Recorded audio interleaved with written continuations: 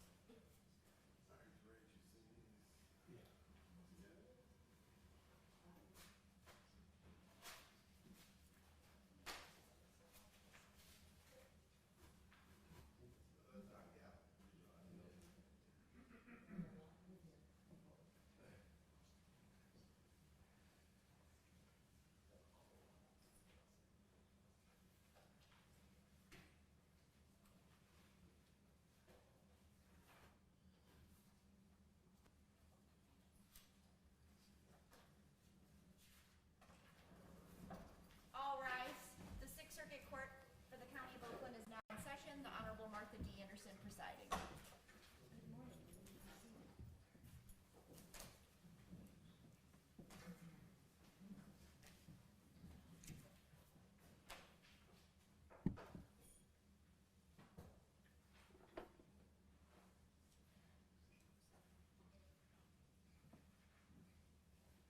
Your Honor, calling People v.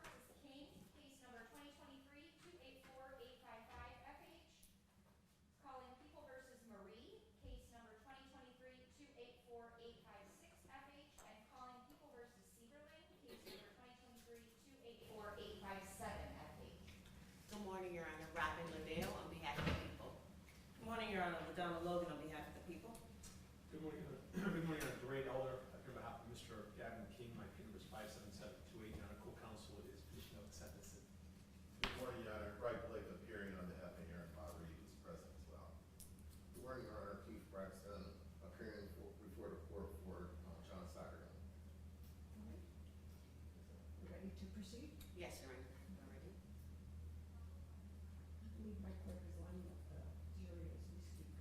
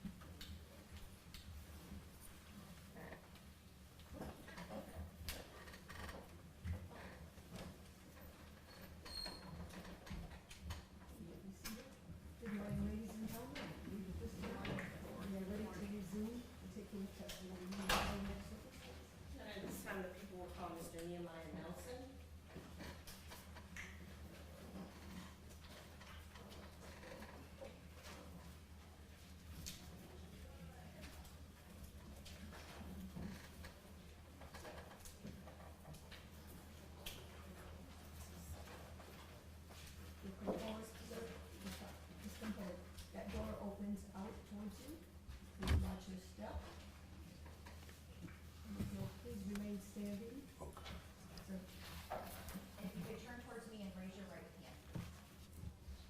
Do you solemnly swear or affirm, under the penalty of perjury, that the testimony you're about to give before this court is the whole truth and nothing but the truth?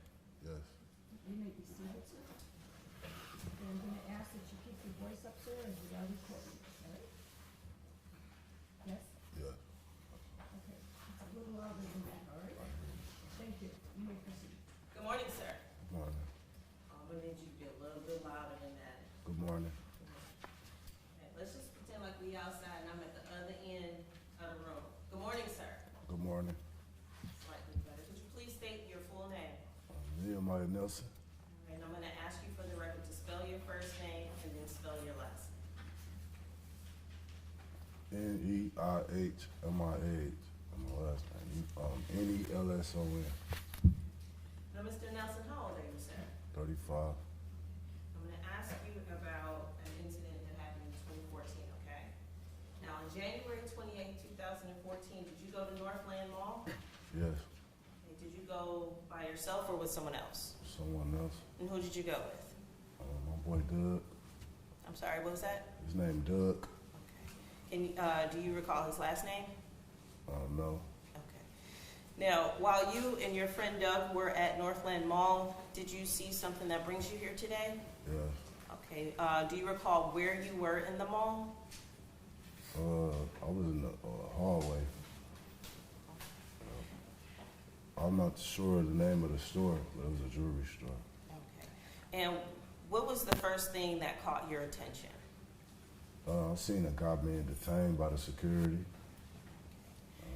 And what was it about seeing someone being detained by security that it grabbed your attention? Because he was getting took down to the floor, so we looked at it as a joking manner, you know. Keep your voice up. We seen him getting detained to the floor, so we was like kind of like wondering what was going on, you know what I'm saying? And how long did you watch what was happening?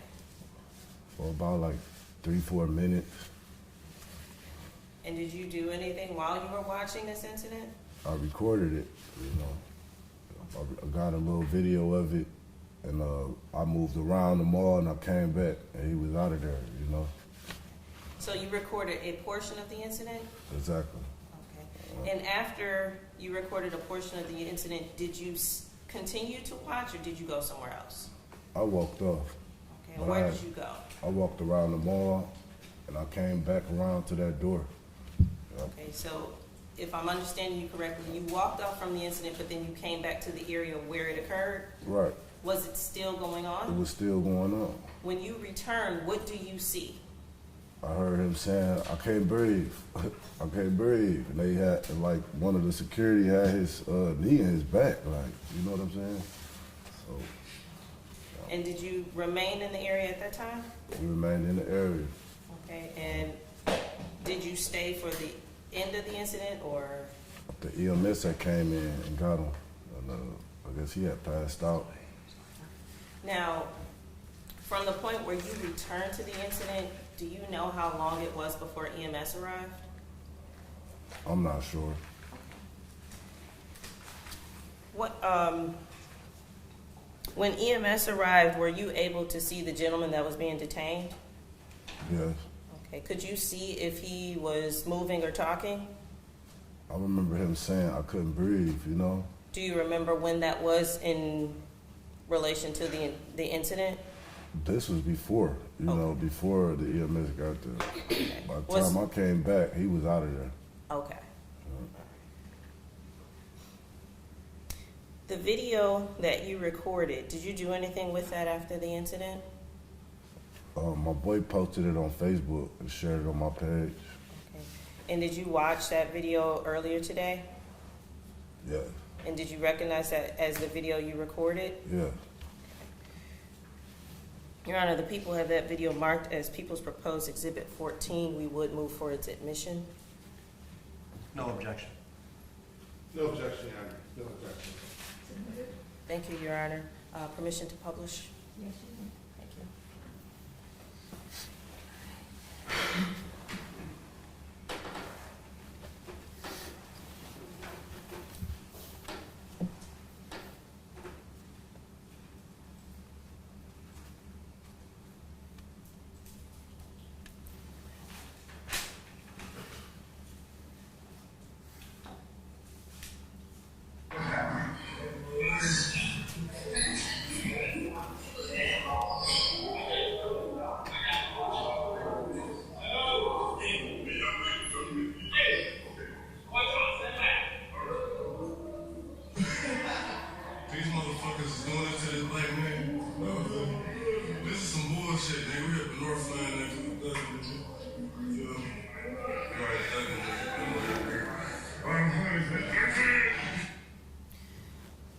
Mr. Nelson, we see two men in the video not involved in the incident. Was one of those men you?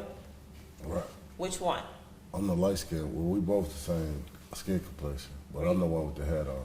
Okay, and the one that did not have the hat on, was that your friend Doug? Yeah. Okay. At the time that you recorded that particular clip, do you recall how many security guards were involved in the incident? I remember it was 3 of them. Okay. It was 3 of them. Okay. And the person that was being detained, did you know that person? No. Did you know the security guards? No. Okay. Permission to approach the witness, Your Honor? I'm going to show you what have been marked as people's proposed exhibits 15 and 16, and if you ask you if you recognize those as still images from the video that you took on January 28th, 2014. All right. Do I recognize the security right here? No, I don't know the security personally. But Well, no, I'm just asking if you recognize those as images from the video. oh No. yeah. Okay, Of course. thank you. People would move to admit people's proposed exhibits 15 and 16. Objection. No objection. No objection, Your Honor. No objection. Permission to publish, Your Honor? Thank you. And for purposes of the record, image 15 is being shown, and image 16. Now, I believe in answering an earlier question, you stated that you did not know the security guards, correct? Correct. People will pass the witness, Your Honor.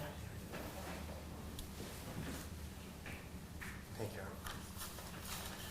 Good morning, Mr. Nelson. Money. How are you today? All right.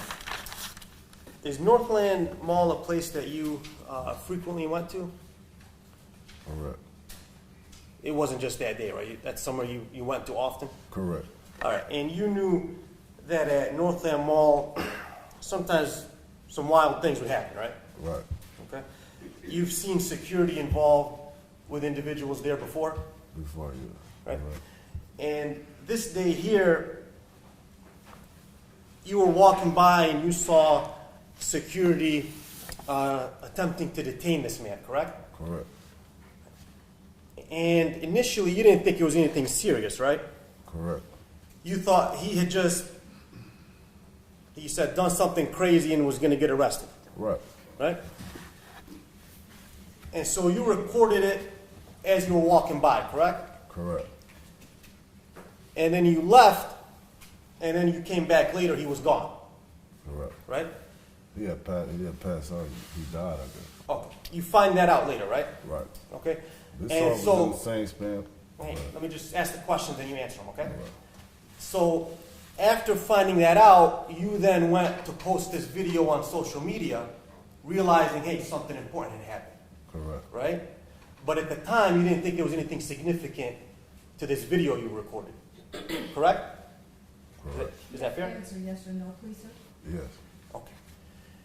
Now, you didn't think the man was going to lose his life, right? No. From what you saw, No. right? And at the moment that you were there, there was only 3 security guards with him, correct? Correct. All right. And it wasn't any of these men here, correct?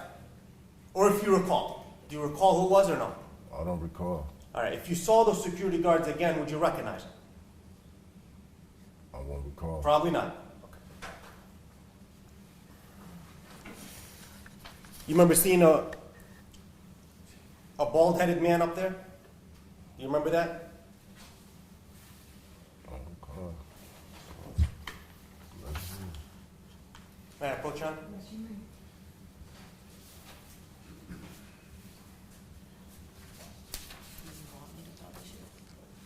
You know what? Yeah.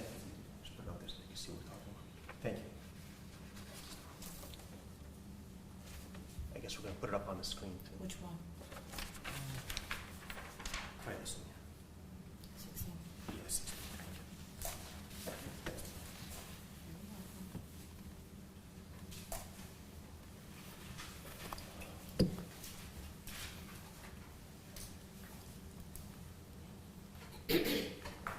You see that up there? The bald man? Yes, You don't see him today, correct? correct. All right. You weren't there at any point where there was other security guards involved, correct? Correct.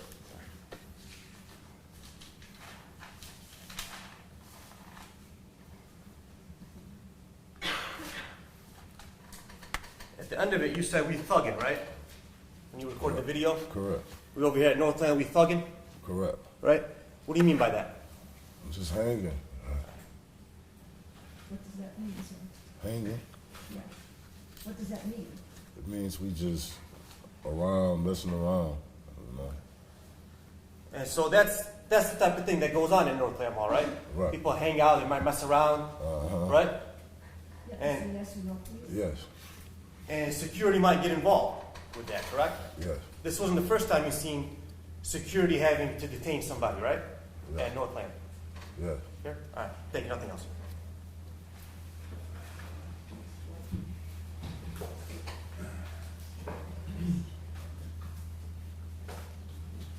Morning, Mr. Nelson. Good morning. Mr. Nelson, what time did you arrive at Northland that day? Had to be about like, I'll say around the noon sometime. Was four, this- four, something like that, 4 or 5, sometime. Okay, that's a big Yeah, difference. a little bit like in the evening, like. Okay, first you said noon. Yeah, around the evening. It's gotta be like even around like 4 or 5, something up in there. Okay, and I know it was a long time ago. You don't Yeah, it was a remember. while back. You don't remember exactly when you arrived there, correct? Was it the middle of the week or was it the weekend? I remember I had just left class, so it had to be around like 4 or 5. Okay, we moved on though. Is it in the middle of the week, weekend? I'm not sure. And how would you describe mall traffic? Were there a lot of people there or was No. it pretty sparse? No, it was pretty like, It was pretty what? it was pretty mid. It wasn't a lot of people. Okay, and so when you come across this situation, were there, other than the security guards, were there a lot of people looking at this event, if you know, No. surrounding the event? No. And you started recording and you made some comments, correct? Correct. So you had access to your phone, right? Correct. And this situation didn't heighten your alertness enough for you to call 911 or the police? Would you agree with that? No. Did you call anybody? No. You basically just did a video and you moved on, correct? Correct. So, you said you heard the individual say something? Did you He hear said, "I anybody can't say? breathe." He said, I can't breathe. Did you hear the people with the blue uniforms say anything? No. You didn't hear them say, stop moving, stop resisting? I don't remember. You didn't hear the guy in the store Just heard yelling? them screaming. They was just holding him down, and that's when we walked on. You didn't hear did you see the owner of the store, if you know who the owner is? I don't recall. Okay, so you said you made this observation for several minutes and you moved on, correct? Correct. And you didn't alert anybody else in the mall about this situation, any storekeeper, No. any of one of your friends, if you saw them, No. any other security agent or officer? No, sir. And once again, you weren't alarmed enough that you thought this situation was going to escalate into something far worse than Correct. what you saw, right? Correct. So as you went around the mall, you said you came back and everything had pretty much ended at that time and point, correct? Correct. So what you saw was 3 security officers on another individual, right? Yeah, when I got back, it was 3. It was 2 when I It was left. 3. And what kind of clothing did the individual who was being subdued have on, if you know? I don't recall. The 3 individuals, you said it was 3 or 4, I'm sorry. 3. Did you ever see any of those individuals strike that person? No. Did you ever see those individuals kick that person? No.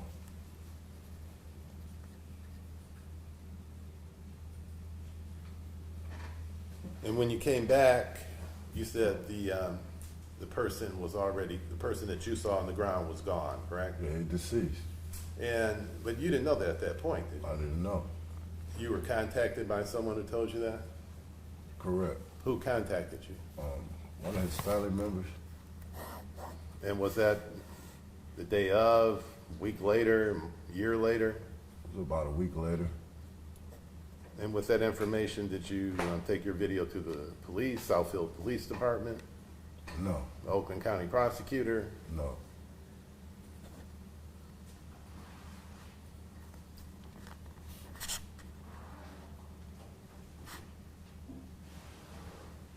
Now, while you're making your commentating the event, you said this is some bullshit, right? Correct. Why did you say that? Because he said he couldn't breathe. You know what I'm saying? And once again, after you heard that, you walked away, correct? Correct. Didn't call anybody? No. Okay. Thank you, sir. Nothing further.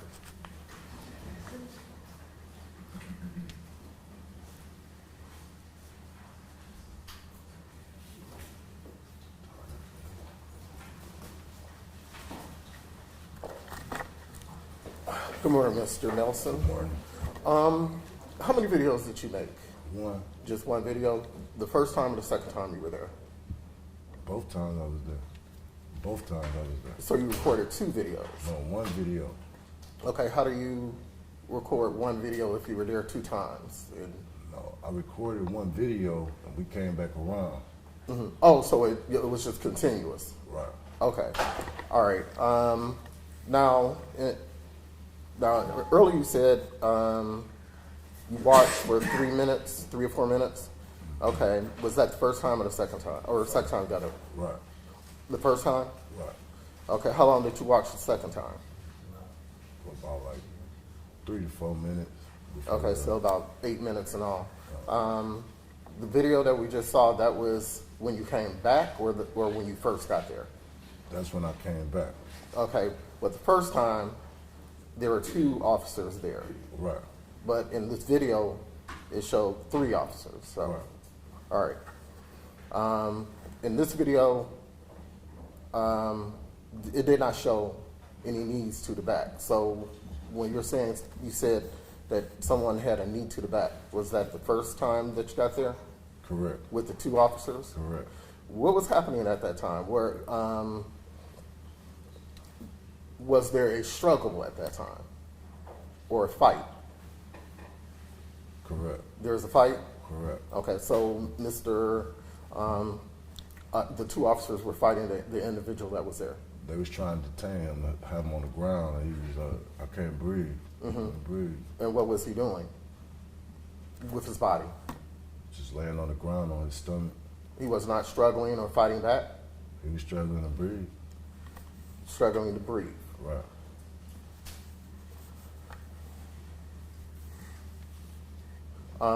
When you came back, you had stated a term. Did you mean to say that he was passed out at that time, or what were you The saying? first time he wasn't passed out. When Okay. he came back, he was passed out. And the first time he said he couldn't breathe. Mm-hmm. We walked off, came back. He was gone. Okay. Why do you believe that he was passed out at that time? Because they was calling the EMS and he wasn't moving How was he positioned? on his stomach, but security still had him detained on the ground. Did you see if there were handcuffs? Yeah, he had on handcuffs. He had on handcuffs. How long were you there when the handcuffs went on? No, when we came back around, he had the cuffs on him on the ground, and they was calling it, he wasn't breathing. And that's when they called the EMS up there. The EMS came there. Okay. All right. No further questions. Very brief redirect, Your Honor. Mr. Nelson, how many times did you hear the man say he could not breathe, if you recall? At least 2 times. And when you walked off the first time, Did you expect that incident to end in a death? No. Nothing further. May I, Your Honor? Thank you. Sir, you said initially you went there was 2 security guards, Right. right? And you said you started to record. I'm gonna object, this exceeds the scope of redirect. I can go into the scope of things that were raised by the other counsel, not just the prosecutor. Redirect. You are limited to the scope And of it's redirect. recross, so it's based upon her redirect, not. Right. Did you record the entire time that you were there? Correct. Right. So the video that we just played, it was only about 30 seconds. Your Honor, Are you saying there's more to it? That's the I'm video I going to had. object, Your Honor. This is exceeding the scope of redirect. What was established was he said he recorded the entire time and then when he came back around. I didn't Yes. ask that on redirect. Did not ask that. It was asked by another attorney though, and so it impacts my client, Judge. Just because it wasn't asked by the prosecutor. But that was a direct cross, that was cross-examination, it wasn't recross, so, no, All right. you have to. Understood. confine yourself to what was asked on recross, only on redirect. Taking nothing else?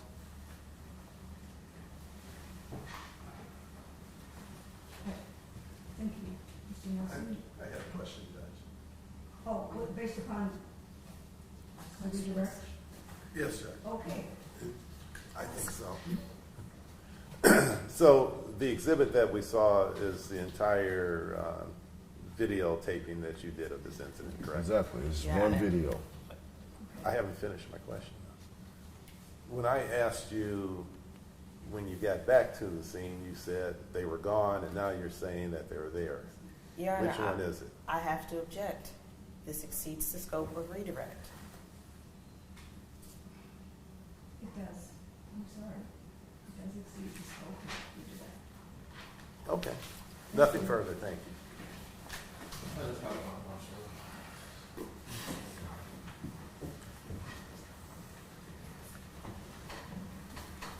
Okay, Madam Prosecutor asked you if he said he could not breathe. Did you, in the recording that was there, did you hear it, "I can't breathe" in that recording that was presented?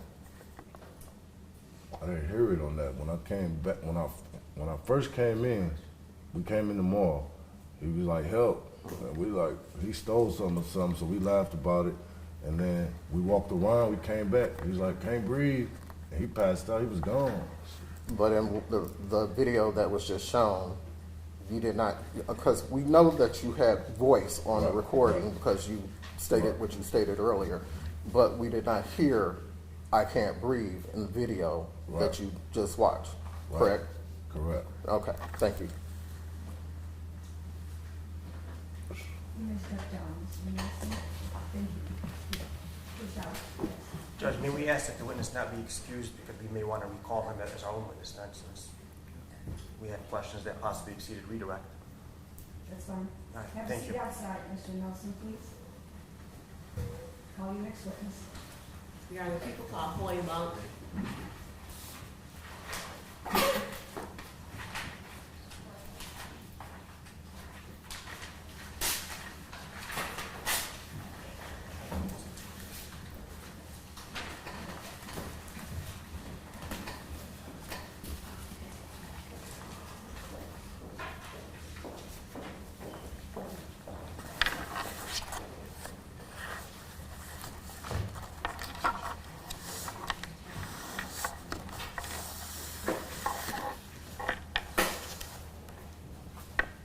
Sir, will you please come forward?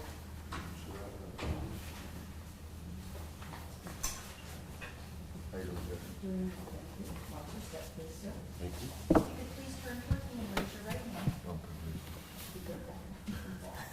Do you solemnly swear or affirm, under the penalty of perjury, that the testimony you're about to give before this court is the whole truth and nothing but the truth? Yes. You may be seated, sir. Thank you. And I'm going to ask that you keep your voice up because we are recording. Gotcha. Thank you. You may proceed. Good morning. Happy Tuesday. Happy Tuesday. If you could please state and spell your name for the record. Hoy Monk II, H-O-Y, first name, last name Monk, M-O-N-K. I'm gonna ask you to close that because I might show you some exhibits and I don't Okay. want to trip, so. Gotcha. Thank you, all right. Mr. Monk, are you employed? Yes. And what is your occupation? I am a youth and young adult pastor. And Mr. Monk, I'm going to direct your attention to January 28, 2014. Do you recall that date? Yes. And Mr. Monk, were you employed on that date? Yes. And where were you working at that time? Foot Locker Incorporated. Okay. And what was your position at Foot Locker? Stock manager. And where were you working at Foot Locker? In the mall, Northland Mall. Okay. In Northland Mall, is that in the city of Southfield? Yes. Oakland County? Yes. State of Michigan? Yes. And on January 28, 2014, do you remember the hours you were working? I believe it was 10 to 5. Now, Mr. Monk, on that date, did something happen at Northland Mall that brings you to testify here this morning? Yes. And where were you exactly in the mall when it happened? I was sitting on a bench outside of Macy's. Okay. And Mr. Monk, are you familiar with the store called LA Diamonds? Yes. And is that store also in the Northland Mall? Yes. And where is that store's location in relationship to where you were sitting? About 15 to 20 feet away. And Mr. Monk, when you were sitting on this bench outside of Macy's, was there someone sitting with you? Yes. And who was sitting with you? My wife. And Mr. Monk, when you were sitting on that bench, what is the first thing that you saw? I heard a commotion. You heard a commotion? Correct. And can you describe for the jury what you heard? I heard a commotion going on to my right, which is where LA Diamonds was at, between an individual and 2 security guards. And when you hear this commotion, do you look in that direction? Yes. And you just said that you saw a person and 2 security guards? Yes. Let's start with this person. Do you remember what he looked like? He was an African American male. Okay. And did you know this person? No. Had you seen him before in the mall? No. Okay. And you said you saw 2 security guards? Yes. Okay. And how long had you worked at Northland Mall? 2003. So from 2003 to 2014? Yeah. Well, I closed the mall when it closed. That was my last day there. Okay. Okay. And so had you seen these 2 security guards that you saw interacting with that male on January 28th before? Yes. Did you did you talk to them or you would just see them in passing? I've had conversations before. And the 2 security guards, do you see any one of those in the courtroom this morning? Yes, there's one. Okay. And if you could just point to him and just describe something that he's wearing. Gentleman with the glasses sitting on the far right. Your Honor, let the record reflect that the witness has identified defendant John Seiberling. Now, when you see these, the defendant, now let me back up. This other security guard, do you remember what he looked like? Yes. Okay, and what did he look like? He was a Caucasian male. He had a bald head. Okay. Now, when you see the security guard with the bald head and the defendant interacting with this black male, what do you see next? Could you repeat the question? Okay. What happens next? I see them asking the individual to leave the mall. And the black male, was he doing anything? Did you see him doing anything? It looks like he was pacing back and forth. Did he have anything, he was pacing, notice anything about his hands? If I remember correctly, his hands were in his pocket. And do you recall which security guard asked this male to leave the mall? Caucasian male with the bald head. Okay. And so then what happens next? They asked him to leave multiple times. He does not leave. Okay. What's the next thing that happens? The same officer or security guard who approaches with the bald head, the Caucasian male, he pulls out his pepper spray. Okay. And what does he do with the pepper spray? He instructs the individual not to approach him. And has the male approached the security guard with the mace?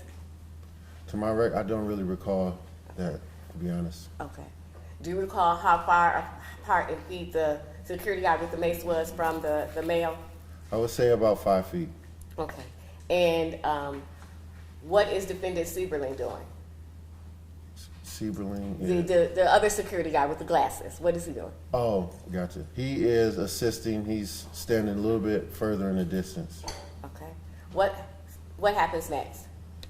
The individual takes a step towards the officer. He pepper sprays him. Well, security guard, excuse me. Now, when the individual takes a step toward the security guard with the mace, does he make any physical contact? No, Okay. Does he make any physical contact with the security guard with the glasses? no. Okay. What happens after the pepper spray? Both security guards attempt to grab the individual. Okay. And are they successful in grabbing him? Yes, Okay. And if you can remember, do you know where they grabbed the individual? What part of his body? around the top of his back. And is it both the defendant, or the security guard with the glasses, and the bald-headed security guard? Yes, if I remember correctly. Okay. And so they grab the male, you said, around the top of his back? Yes. And what happens next? That's when the individual is trying to get them off of him. Now, as the individual is trying to get the security guards off of him, does he throw any punches? No, Do you see any weapons? no, Do you see him kick the two security guards? I do not. Okay. So at this point, he's just trying to get away? Objection leading. Okay, let me rephrase. What happens after that? After that, he's overpowering them. They're trying to grab him, but he's getting them off of him. Now, when you use the word overpowering, can you tell the jury what do you mean by that? Overpowering them means that the two security guards are not successfully able to control the individual when I say overpowering. Okay. Is he pulling away? Mackenzie, the individual, is he pulling away from the two security guards? I can't recall that, to be honest. Okay. All right. So what happens after at this point, the two security guards, they grab him, Yes. and what happens next? What do you see next? It's like wrestling going on. Do they eventually end up on the ground? Yes. Okay. And what happens when the two security guards and the individual end up on the ground? When they end up on the ground, that's where they're still wrestling. There's still a tussle going on, and then a third security guard comes up to assist the other two security guards. Okay. And the third security guard, do you see that individual in the courtroom today? I don't remember the order that they arrived. Okay. But my question is, do you see the third security guard? Do you see the other person that showed up to assist that day? Yes. Okay. And if you can identify him for the jury, who else you saw? The security guards 3 through 5. Just who else did you see next? That's why I don't remember who I saw exactly, who was the order Okay. of it. I know the first two, I just don't know 3, 4, and 5. Okay, all right. I don't need sequentially, but let me just back up. So they're on the ground, and you say another security guard shows up. Yes. Okay, all right. And do you remember what that security guard looked like? I know what he looks like, I just don't know which order. Okay, like I don't said. need you to know the order. I just need to Okay. describe me what he looked like.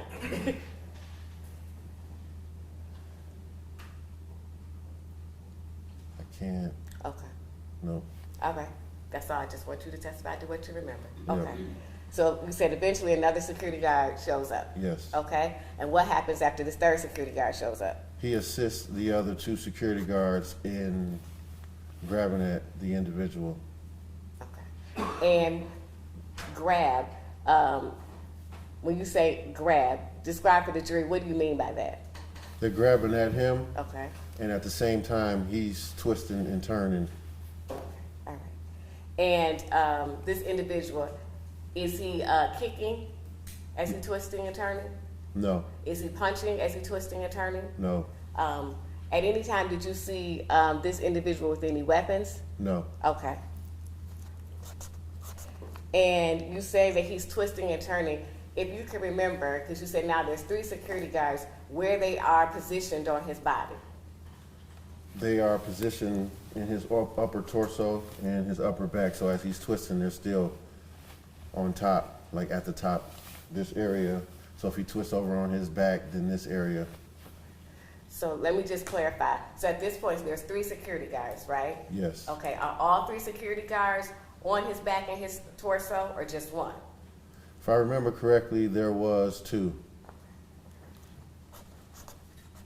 If I can just Yes. ask a question. When you say on his back,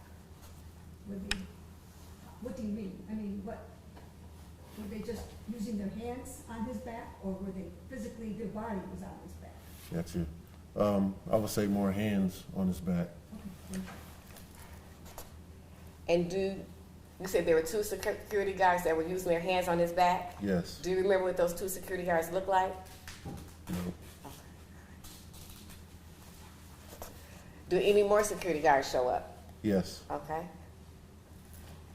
And do you see any of, outside of the 1 security guard you've already identified, do you see any of those individuals that were there on January 20th, 2014 in the courtroom today? Yes. Okay.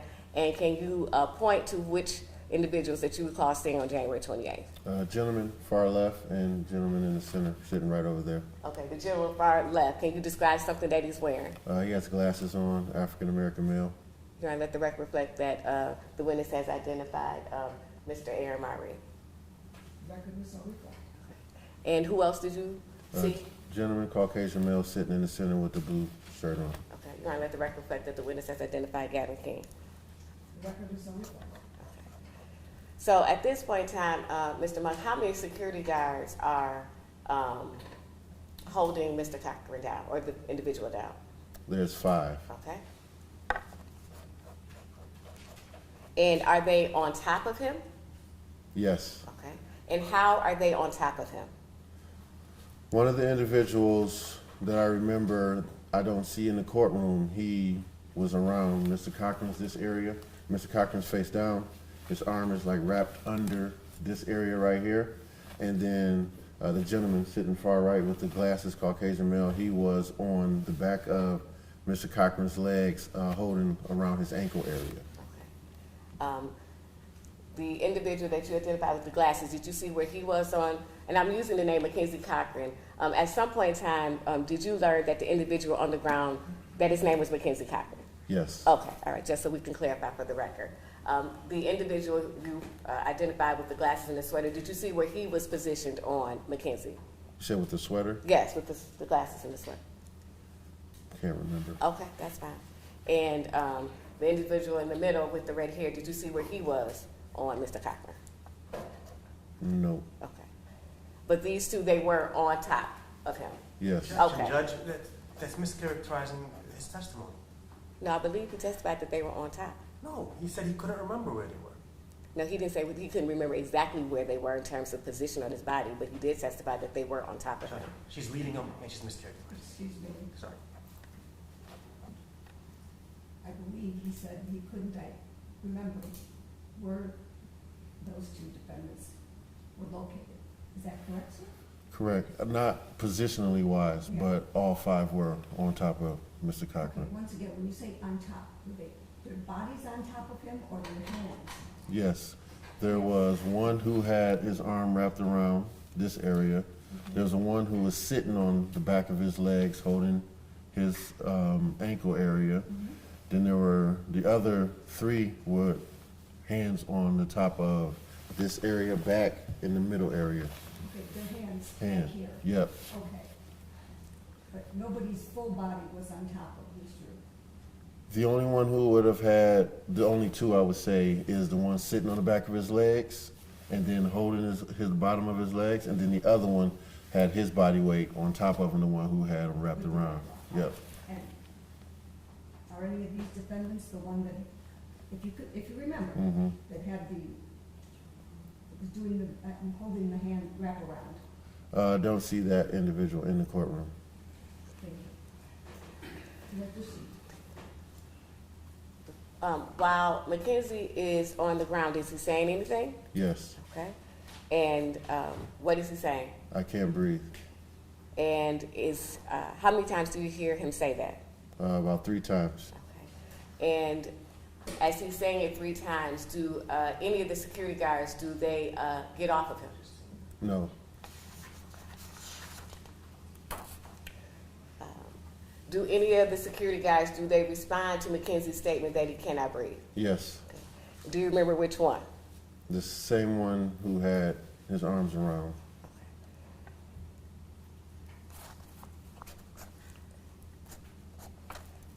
Can you tell the jury, if you remember, how long the security guys had their hands on Mackenzie Cochran as he was down on the ground? I would say about 5 to 7 minutes. Okay.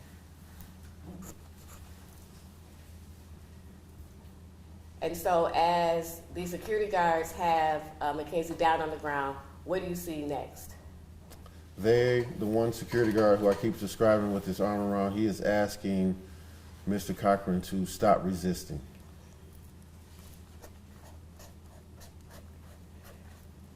And let me back up. Is Mackenzie, is he face up or is he face down? He's face down. Okay. Is he moving his legs or moving his arms, Mackenzie? Yes. Okay. Is he throwing any punches with his arms? No. Okay.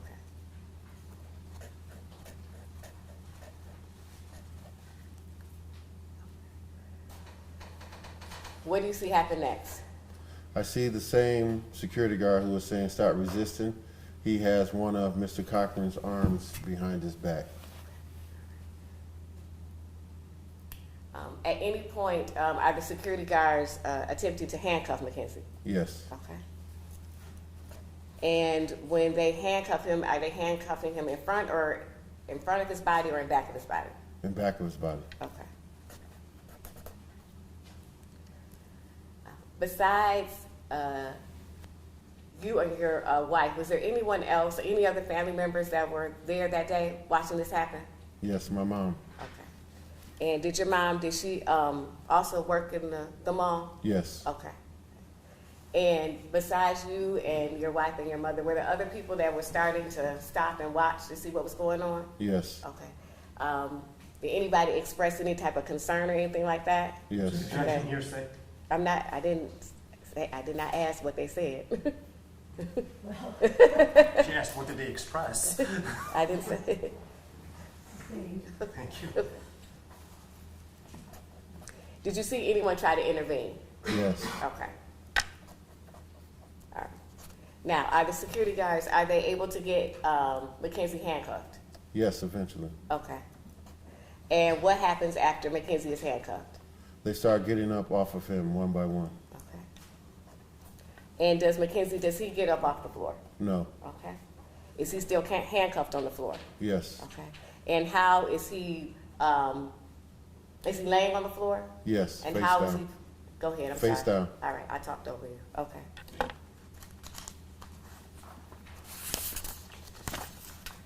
As he's laying on the floor, could you tell whether or not his eyes were open or closed? Could not tell. Okay. Was he moving? No. Talking? No. Okay.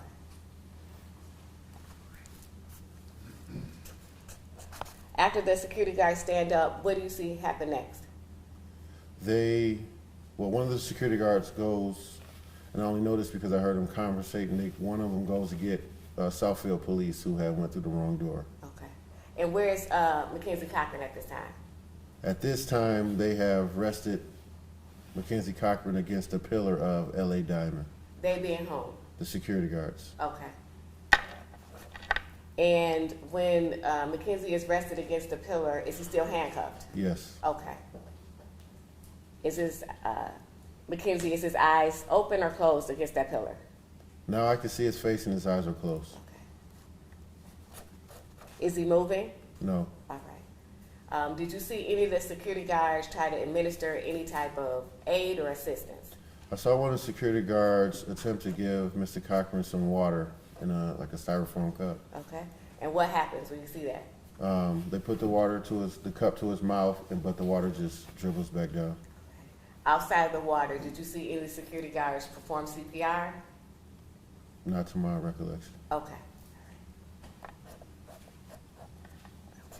At some point, did Southfield Police Department, did they come to that location? Yes. Okay. Did they, the Southfield Police Department, did they interact with Mackenzie? I do not believe so. Okay. After Southfield Police Department, did EMS arrive? Yes. Okay. And were you still sitting on the bench with your wife and your mother and EMS got there? Yes. Okay. And what do you see EMS doing? I see them try to administer CPR. Okay. And does Mackenzie become responsive? No. Okay. What happens next? After they try to administer CPR, they quickly they get Mr. Cochran on the gurney. Now, at any time, from the very beginning as to when this first started until the time when Mackenzie is on the gurney, did you see Mackenzie with any weapons? No. Okay. Now, Mr. Monk, before your testimony here this morning, did you watch 3 videos of this incident? Yes. Okay. And did you see yourself in some of those videos? Yes. And if you remember, what were you wearing on January 28, 2014? I believe I had red pants on and a darker color shirt. And the first video, and I'm going to refer to it as People's Proposed Exhibit number 1, that being the Northland video, did you see yourself in that video? Yes. And was that video a fair and accurate recording of what you saw happen on January 28, 2014? Yes. And I'm also going to show you some photographs, if I may approach. Can I?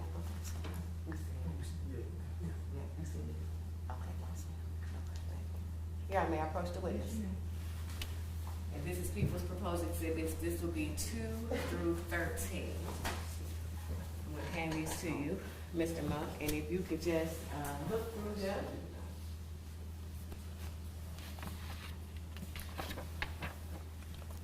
And for the record, what have I given you? Still shots from the camera footage. Okay. And do those still shots, do those correspond to the camera footage of the Northland video, the first video? Yes, based on the quality.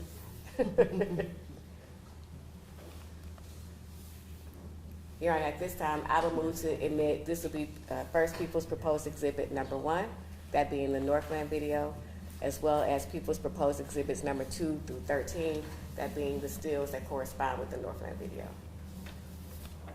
Sir, we don't object that he's not the keeper of records for these videos. Well, Your Honor, I do believe that under 901B1, proper foundation is laid by the testimony of a witness with firsthand knowledge. Mr. Monk has testified that he was at the Northland Mall on January 28th. He saw what happened. He testified that he has watched the video prior to his testimony. He testified that he identified himself in the video, and the video he saw was accurate. I do not believe that for foundation and authenticity, as well as identification, that there's no requirement that the actual video taker be present. And so with that, Your Honor, I would move for admission under MRE 901B1. Judge, what 901B1 says is testimony of witness with knowledge, testimony that an item is what it is claimed to be. He has nothing to do with Northland security to say where that video came from. All he knows is he was shown this video by a prosecutor. Where it came from, he doesn't know. So they haven't laid the foundation that he knows where that recording came from, where these still shots came from. Your Honor, that's not what 901 says, Your Honor. What it says is that it has to be an accurate recording or an accurate replication that it is what the item purports it to be. He's indicated that he has looked at it. He indicated that it is accurate as to what it purports to be, accurate as to what he saw, Your Honor, and that is the foundation requirement under 901B1. Thank you. Your Honor, permission to publish. This will be People's Exhibit number 1. Yes, ma'am.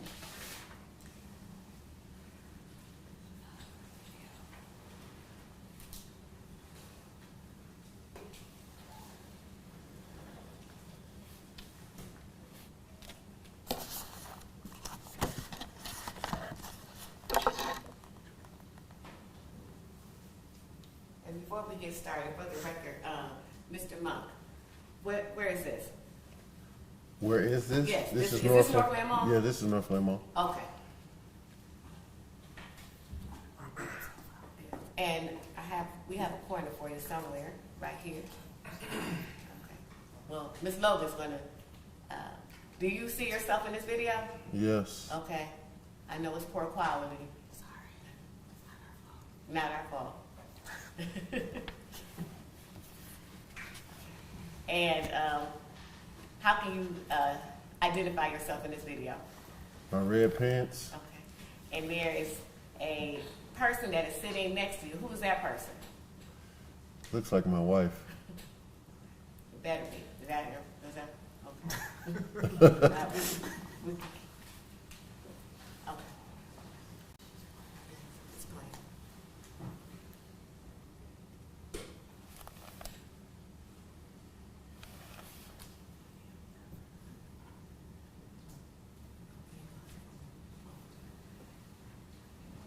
And for the record, I've asked Ms. Logan to pause it. You mentioned in your testimony that there was a store called LA Diamonds. Do you see that in this footage? Yes. Okay. And is that the store that you initially saw Mackenzie as well as the security guards? Yes. Okay. And are you sitting on this bench the whole entire time that this incident is happening? Yes. Okay.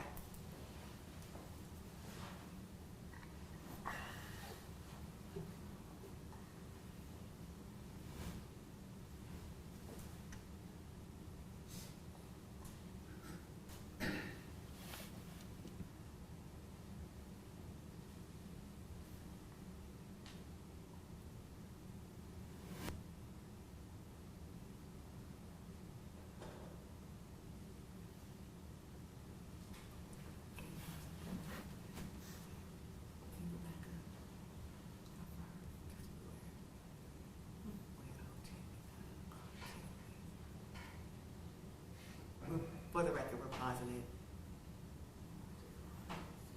We're going to reverse just a little bit.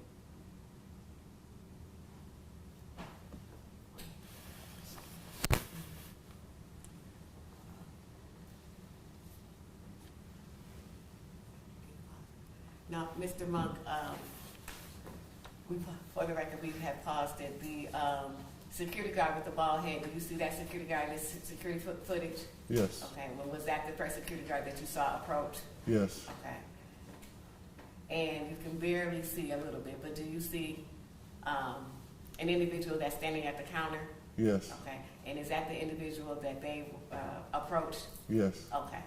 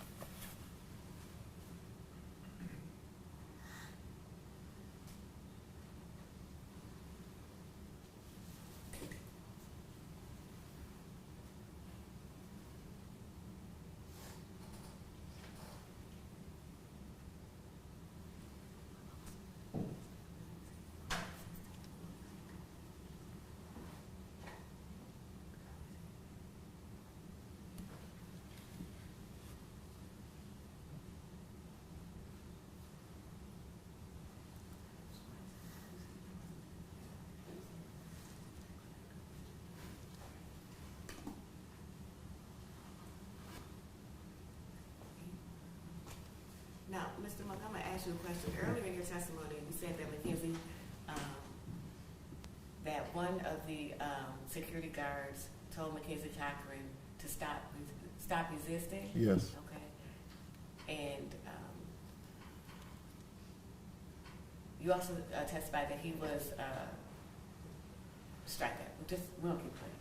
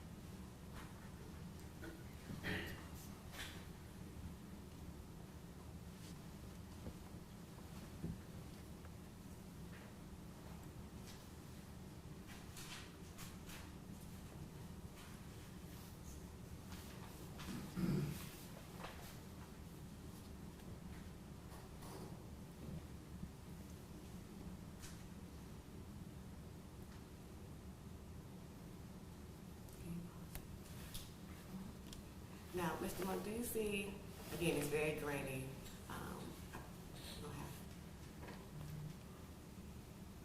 Do you recognize this person? Probably don't see the back. Right there? Yes. Yeah. And who is that? That's my mom. It looks like her hair.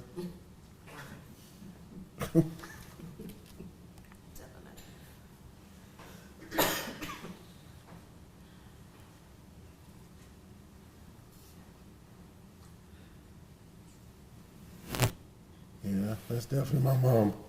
You can tell the way she have her hands behind her back. No, with the blonde hair. You can't. Oh, okay, I see.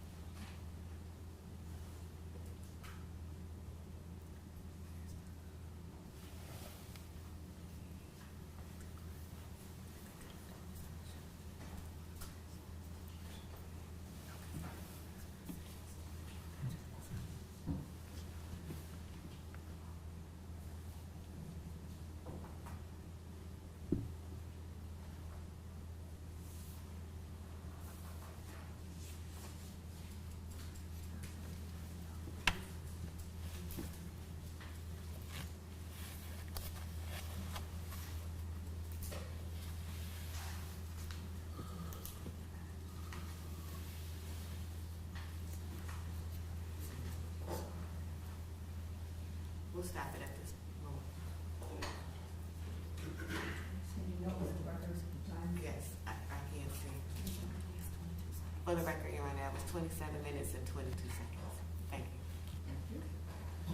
Now we're gonna just put on the screen the photographs that I have handed to you. Is that number 2? Yes. This is number 2. Okay. And Mr. Monk, you see yourself in this photograph? Yes. This is number 2? Yes. For the record, Your Honor, this is number 2. Okay. And Mr. Monk, you see yourself in the photograph? Yes. Okay, and what part of the altercation was this? This was after the initial, when security guards walked up and asked Mr. Cochran to leave. Okay. And Mr. Cochran is bending over. Do you know at what point of the confrontation he's bending over? This is right after he's been pepper sprayed. Okay. And before Mr. Cochran was pepper sprayed, did you see him punch or kick or lunge or anything like that at the 2 security guards? No. Okay. This is number 3. At what point is this? This looks like after, this is where the wrestling starts to take place. Now you use the word wrestling. Can you describe for the jury, what do you mean by that? Trying to put it in terms where they're trying to, They being whom? the security guards, excuse Okay. me, are trying to grab Mr. Cochran, but he is attempting to get them off of him. Okay. Number 4. And what part is this?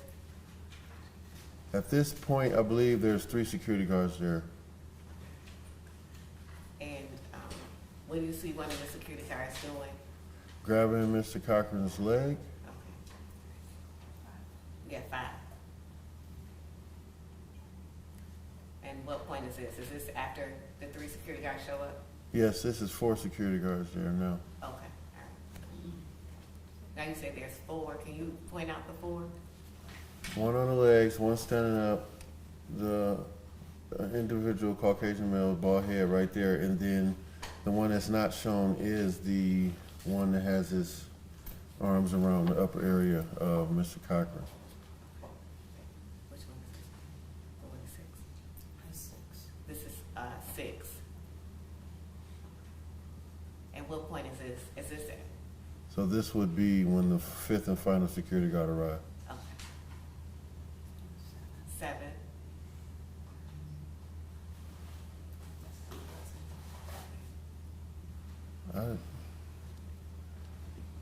That almost looks like it went back to the beginning, but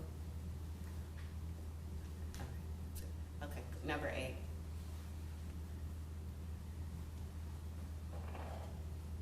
this looks like right before Southfield police arrived.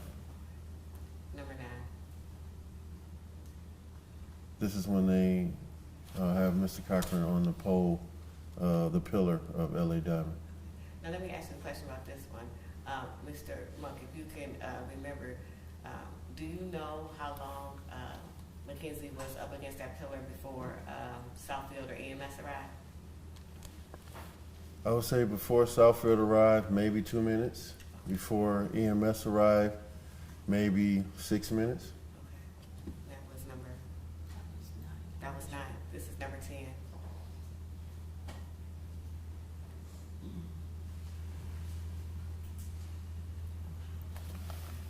Show 11. Do you recall what part of the confrontation this was? Mr. Cochran, you can see he's already on the pillar, and this is where they are standing there. I can't tell, to be honest, if they're waiting for Southfield or Southfield's already there. Okay. They being whom?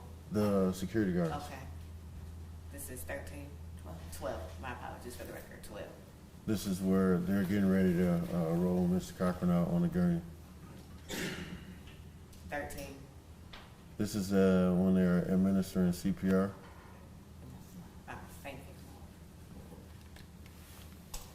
you. Now, Mr. Monk, I asked you if we had seen 3 videos before your testimony? Mm-hmm. You gotta say yes or no for the record. Yes, excuse me. Okay, no problem. Okay. And did you see yourself, this would be, hold on, this would be People's Proposed Exhibit number, I'm sorry, 17. This is People's Proposed Exhibit number 17. For the record, is identified as the Matthew Clark video. Did you see yourself in that video? This one or the other video? The other videos? Yes. Okay. And what were you wearing? I had red pants on and a dark shirt. Okay. And the video that you saw, that would be People's Proposed Exhibit number 17. Was that a fair and accurate recording of what occurred on January 28, 2014? Yes. Okay.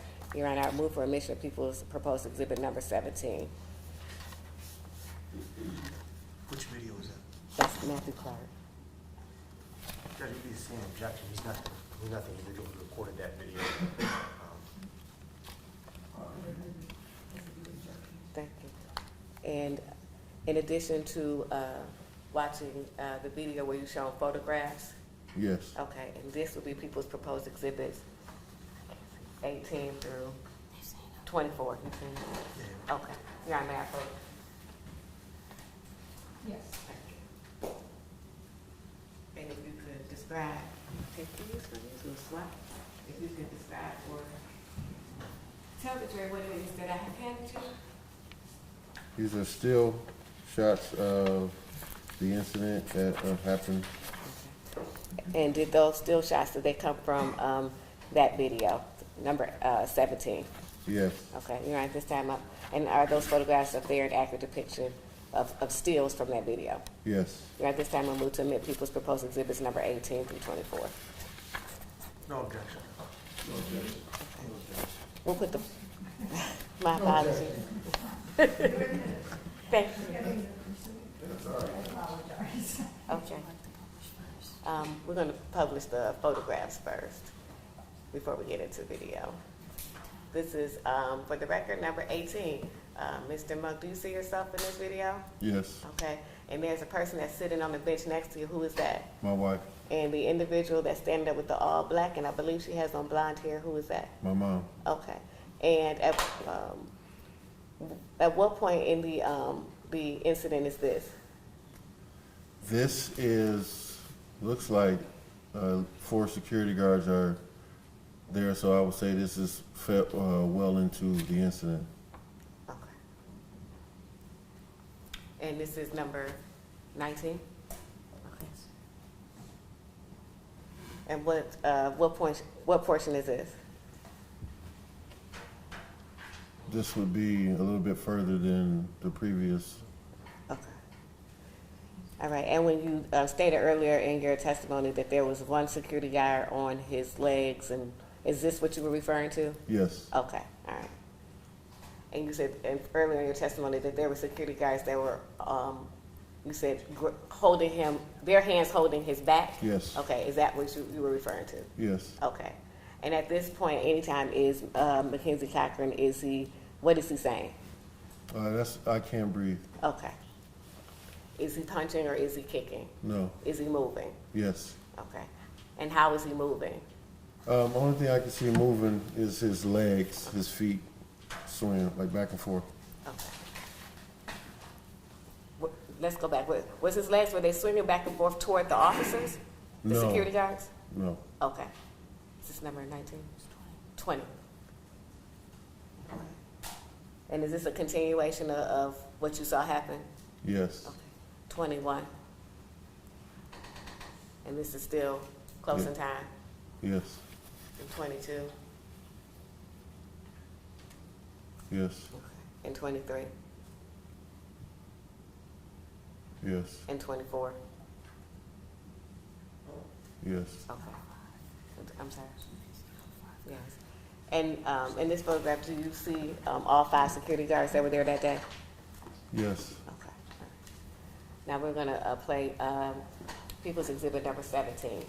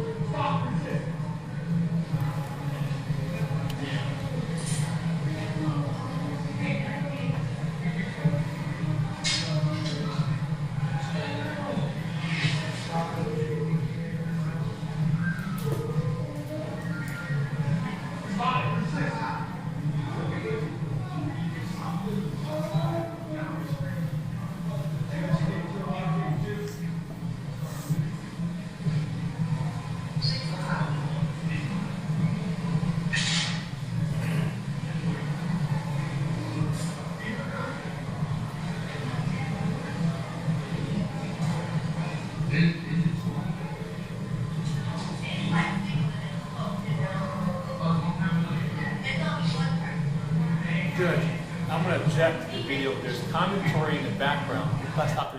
There's commentary in the background, Judge, that should be muted because that's all becomes hearsay, Judge.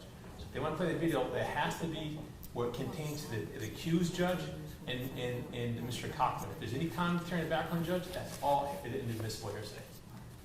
Your Honor, it's part of the video. It's not hearsay. It's not being used for the purpose of the matter asserted. It's not hearsay. It's part of the video. It is the best evidence. It's under the rule of completeness. It's not hearsay. It's not being used for the purposes of the matter asserted whatsoever.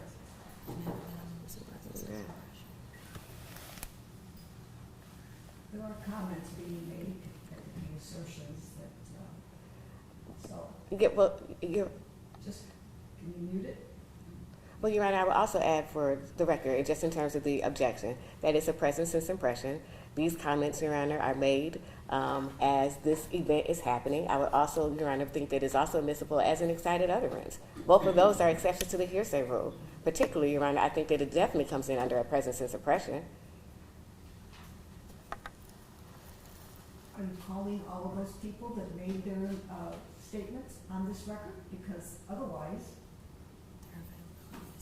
we don't know who they are, why they said what they said. And Your Honor, and I would just add for the record that I believe that their availabilities that's immaterial, Your Honor. That's immaterial as to whether or not it comes in as a present sense impression or excited utterance.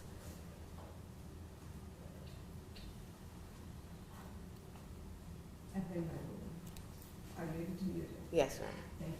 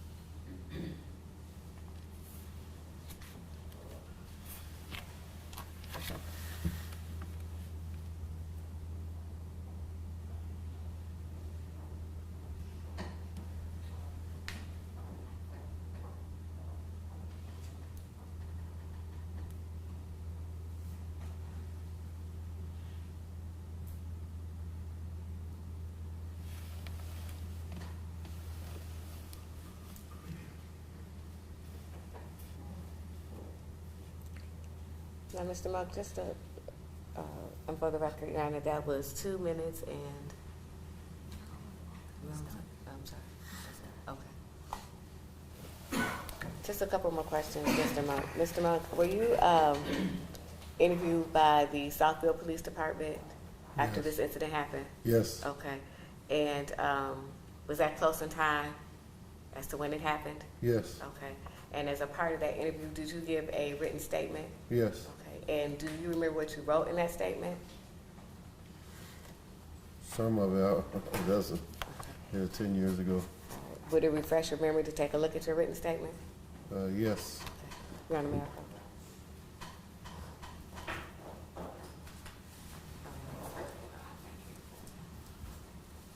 I don't want you to read any of it. I just want you to review it and swap with you. Okay.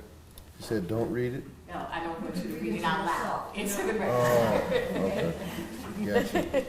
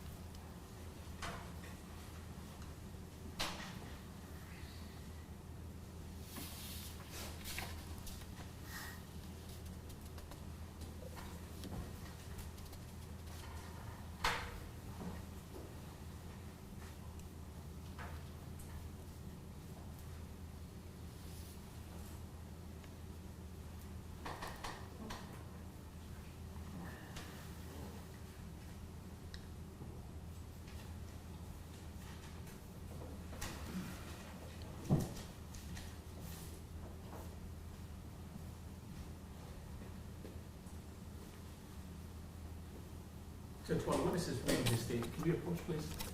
Yes. Thank you. Should I start reading? Should I start reading? No, you can continue.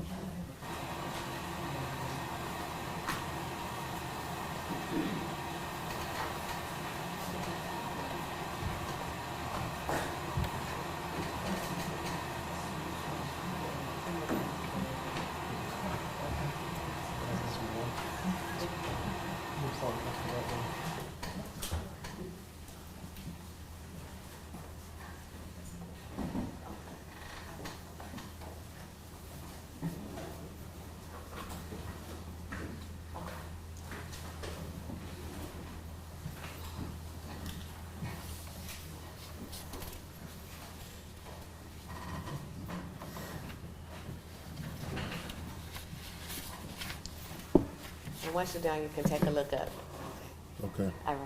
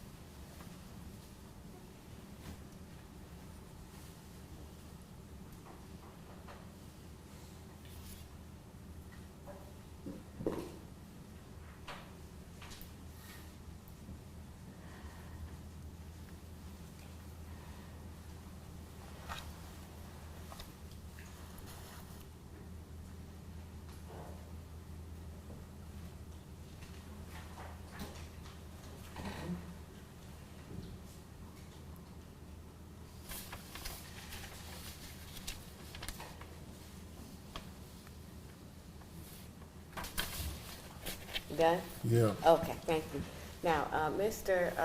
Monk, in your written statement, I believe on page 1, you wrote that you saw Mackenzie lunge at the security guard. You remember writing that? Yes. Okay, and from watching the videos, is it possible that you simply just got that wrong? I'm gonna I object actually- as to hearsay. There's an objection. Okay. I'm gonna What's the- object as to hearsay. It's an out-of-court statement unless she's using it to impeach him or, It's his own statement, Your Honor. but it's still made out of court. It's hearsay. Unless you're using it to impeach him that he's made an inconsistent statement today, which he hasn't. Well, Your Honor, it's his own statement. The declarant is here. I don't understand how it's hearsay. Judge, do, I'm going to overrule that. all right. It's a statement, you can explain it. Yes. Okay. Well, actually, in my original statement, there's a slash in there. It says lunge / to a quick step. So even then, seeing what I saw on the video, I stated that it was a lunge or like a quick step. Okay. All right. And what you saw on January 20th, 2014, had you ever seen anything like that happen? No. Objection, Okay. Mr. Reynolds. No?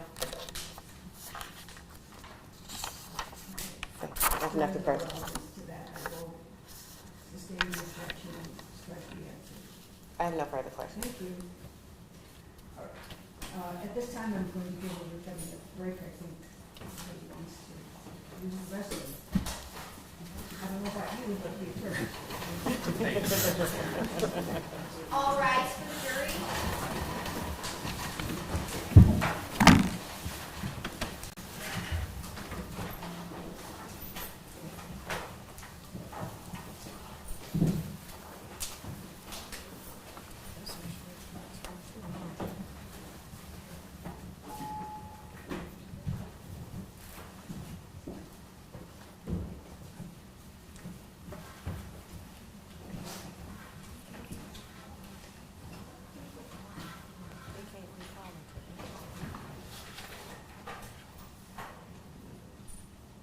You may step down.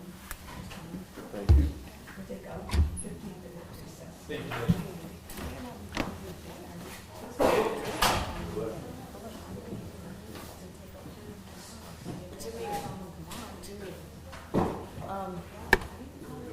I don't know, well, we'll hang on to it, because they still have to ask you questions, so I'm not sure if you're gonna need it now, but You guys don't want to.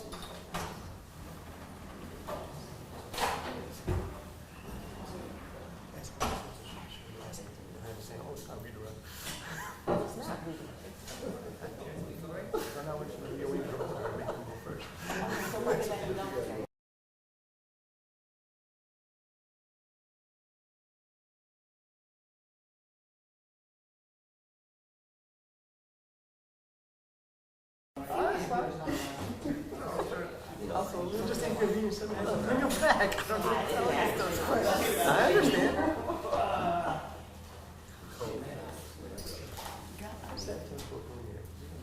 Man, why are you here, man? He's coming You're to supposed to be sitting here with us, man. Listen, I don't like it. I don't like it.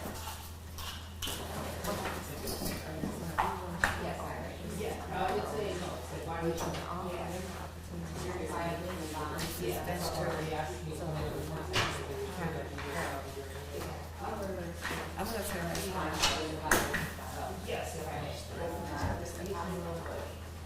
Robin, I need you to, thanks, Robin. Okay, I'll just go back and check. You said it was emailed to you? Yes. But you're not able to print it? Yeah, I'm not able to open it up for some reason. I don't know how. I'm ready to try.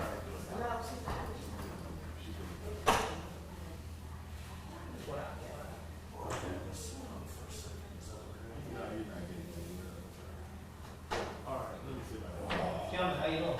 Good, how are you? Good, good. We're surviving. So you picked it that quickly, huh? Just one day?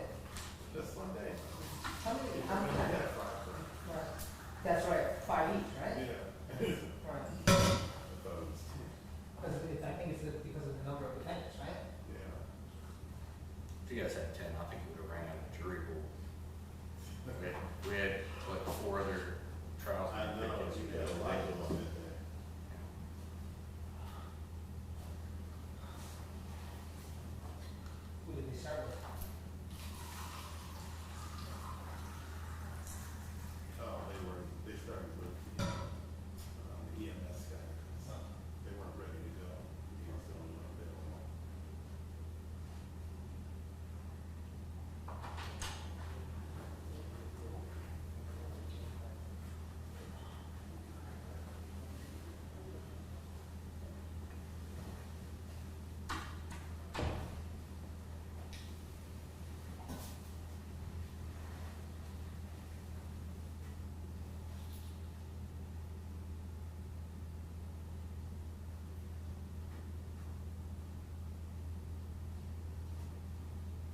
jumping on those trials there?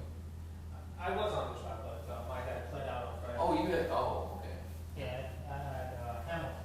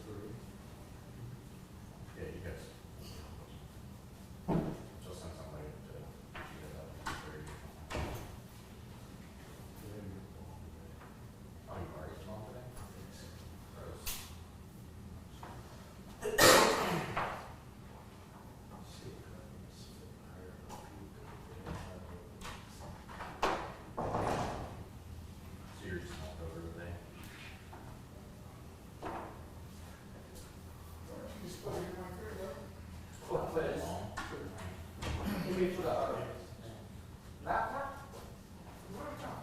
Where? Oh, this is okay.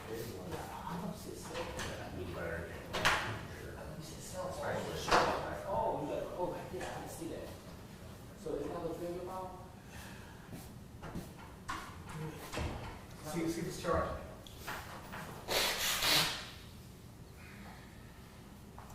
Should be. Well, how about you? Oh. Look. You can use this over here. Yeah, I'll do it. Yeah, this one. Yeah. You need to use that little corner there. No, it's one right here. Okay. Yeah, I'll do it. Thank you very much. Thank you. Let's get some.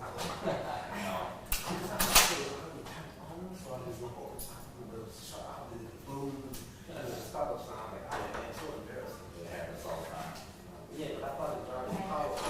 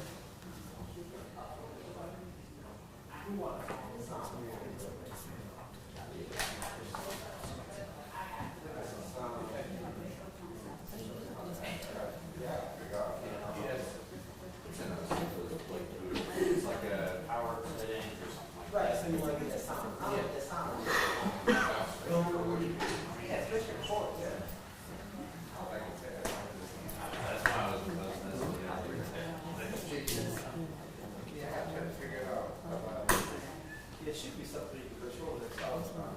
Yeah. Startup procedures.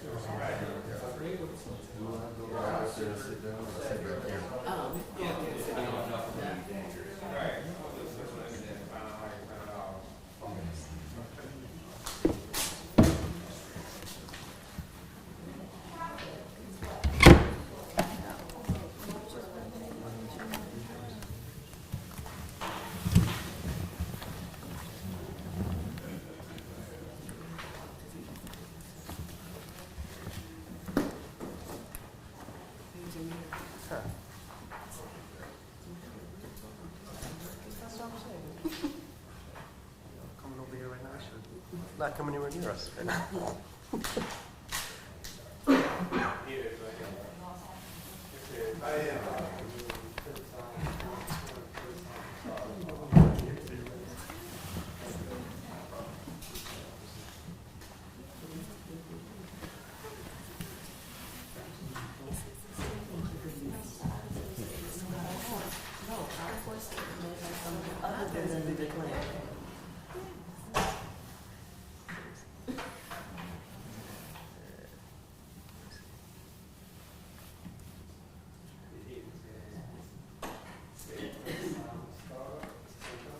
Saying he's a statement that the declarant does not make while testifying at the current trial and hearing. Keep reading. The party offers an evidence to prove the truth of the matter asserted in the statement. Yeah, but we weren't using it for the truth of the matter asserted in the statement. No, we weren't. You have to say you've been at lunch. Well, he's going to say he did. So actually, that was the opposite of true. Yeah, so you have to say, hey, man, you know, before they impeach you. You didn't really mean what you said 10 years ago. Anybody is allowed to impeach their own witness. All rise.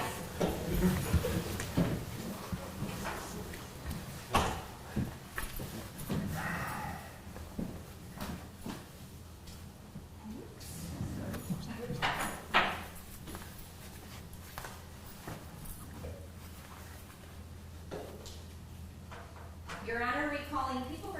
King, case number 2023-284855 FH. Calling People v.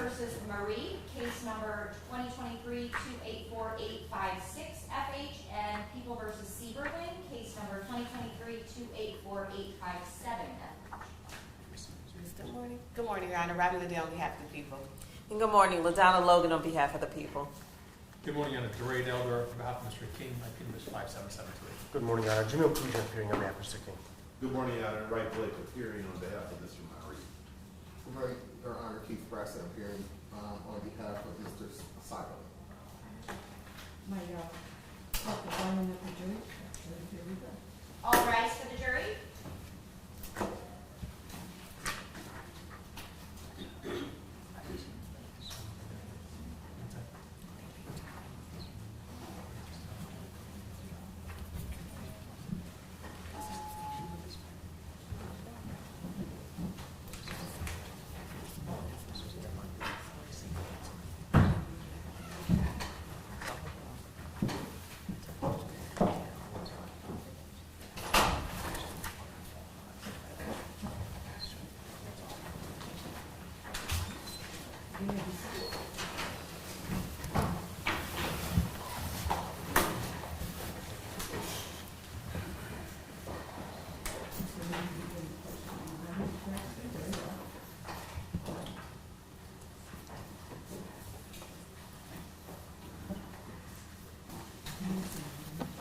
Oh, sure, thank you.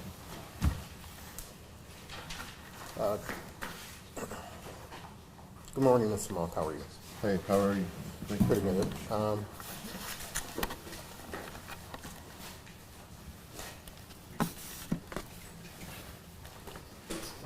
Only have a couple of questions for you. How long were you sitting there before the officers arrived? I was sitting there probably, I want to say maybe 10, 15 minutes. Okay.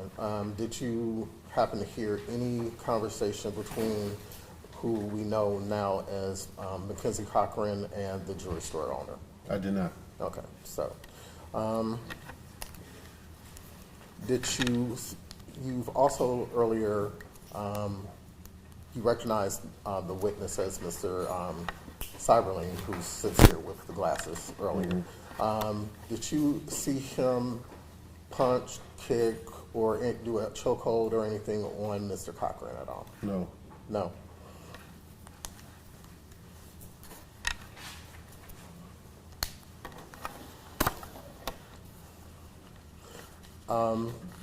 You saw Mr. Cochran, you identified him as a black male. Correct. How large would you say he was? Maybe 5'9". Okay. Was he larger than the first two officers who showed up? Appeared so. Here so. Can you remember what he was wearing? I know he had on a coat, a thicker coat with a hood, with fur on the hood, and jeans, and appeared to be black Timberland boots.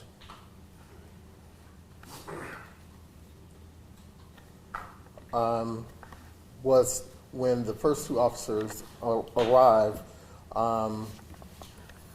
you said the individual stepped towards who we know now is this the guy with the bald head. Correct. Correct. That was the only time. It was only after that that the sergeant or the officer sprayed the mace. Correct. Correct. He was polite to. When the officers first got there, they asked him to leave the mall. Correct. They were polite in asking him, meaning they weren't loud or ignorant in telling him to leave the mall. They asked him to leave the mall. Correct. Okay. He did not do that. No. Okay. How was his body language when he was asked to leave the mall? How was his body language? Or how was he holding his body? I know, fist down at the side like this. And he was facing towards. The security guard. Description of that for the record, please. Yeah. How were you? Clenched fists? Clenched fist. Okay. And where were they? Had his fists clenched, but where about? On the side of his, like each leg. Okay, thank you. Were either of the first two officers obstructing him from leaving, meaning in between the exit and him? No. So where was the exit? Well, the closest exit would have been to his right. To his right. But there was nobody in between him blocking him? No. Okay.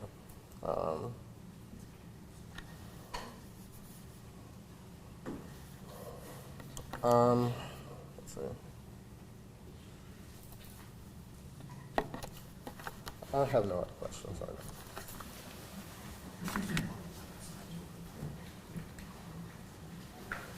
Mr. Monk, you gave a statement to law enforcement shortly after this incident, correct? Correct. And when you gave a statement to law enforcement, sir, you were honest and truthful, correct? Correct. And you were given all the time to write out the statement, correct? Correct. No one rushed you at all? No. No one told you what to say? No. You were able to write down the information, make corrections if you had to, correct? Correct. You scratch things out and kind of just, then you put it down, read it through yourself, Yes. and when you believed it was as accurate as you can possibly be, you signed it, correct? Correct. Okay.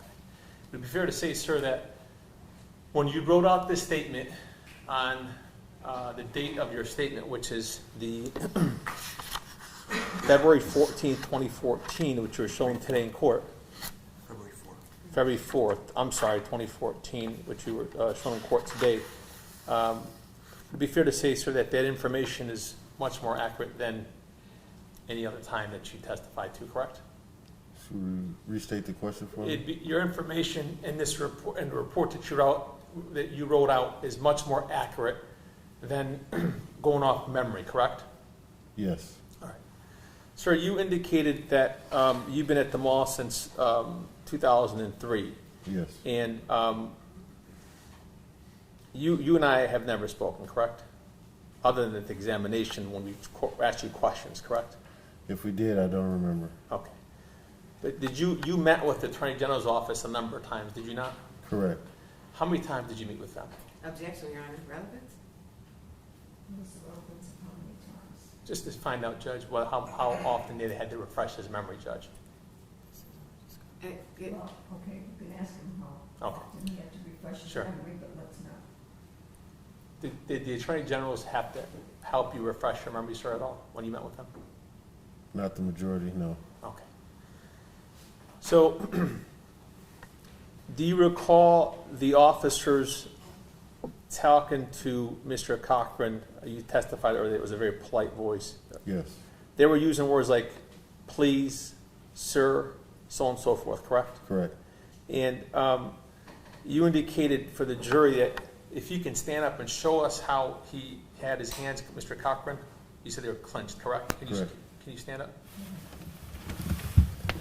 Excuse me. Like this. Okay, all right. For the record, Judge, both hands straight down the side of his body with his fisted up, Judge. And then the bald head security guard tells him to leave, correct? Correct. And then he takes out the pepper spray and shows it to him, correct? After he asked him to leave. Correct. I would say multiple times. Multiple times. Yes. And after he said it multiple times in a polite way, he raises his voice and says, leave, Yes. louder, correct? Correct. All right. And then at some point or other, he takes up the pepper spray, shows it to Mr. Cochran. Mr. Cochran still doesn't leave, correct? Correct. And then do you remember the security guard, the bald-headed guy? He was the one in control, correct? Correct. He began to say, sir, do not approach me. Correct. And he says it a number of times, correct? Correct. And that's when Mr. Cochran either takes a step or lunges, whatever it is that you described, towards the bald-headed security guard, right? Correct. And then he's pepper sprayed. Correct. All right.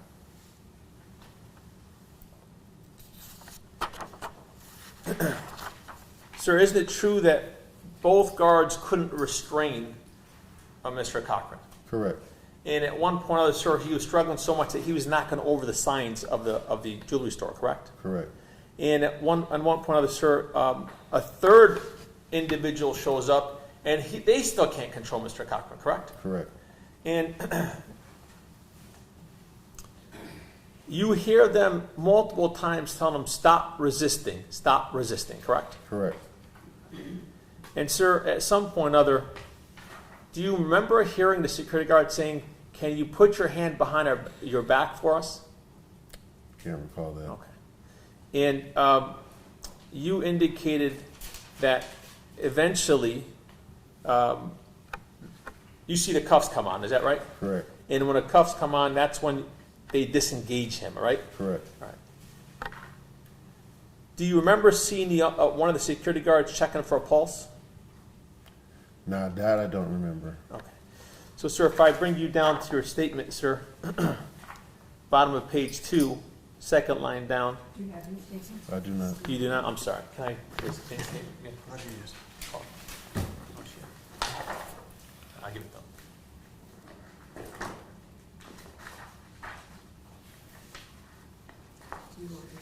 Yeah, thank you. Oh, you're already there? Oh, okay. May I approach, John? So you guys being helpful?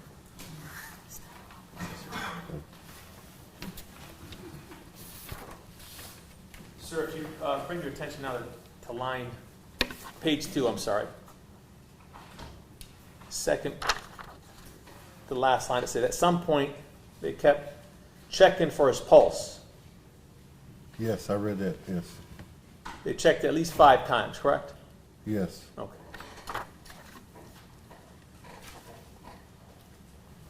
And they tried to give him water, correct? correct.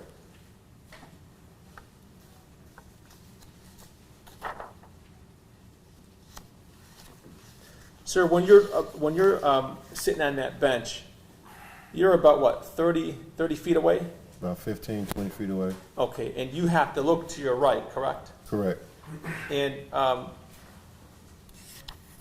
some of the officers have their back towards you, right? Correct.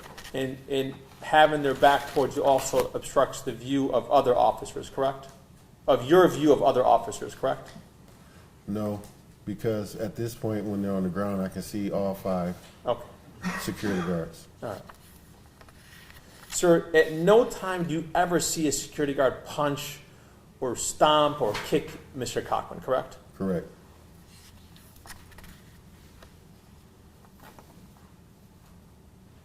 And you described at some point or other that when he tried to put his arm in your statement, let me ask you this. Do you remember that they tried to move Mr. Cochran's arm behind his back to handcuff him in a way that it won't break? Correct. Okay. So,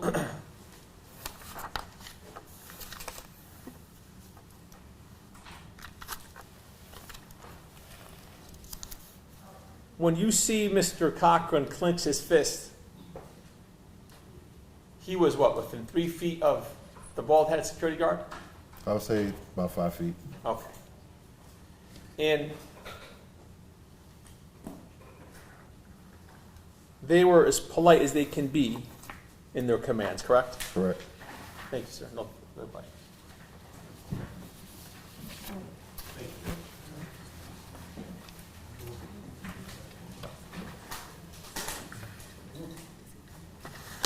Mr. Monk, you testified that you have been at or you were at the Northland Mall since 2003. Correct.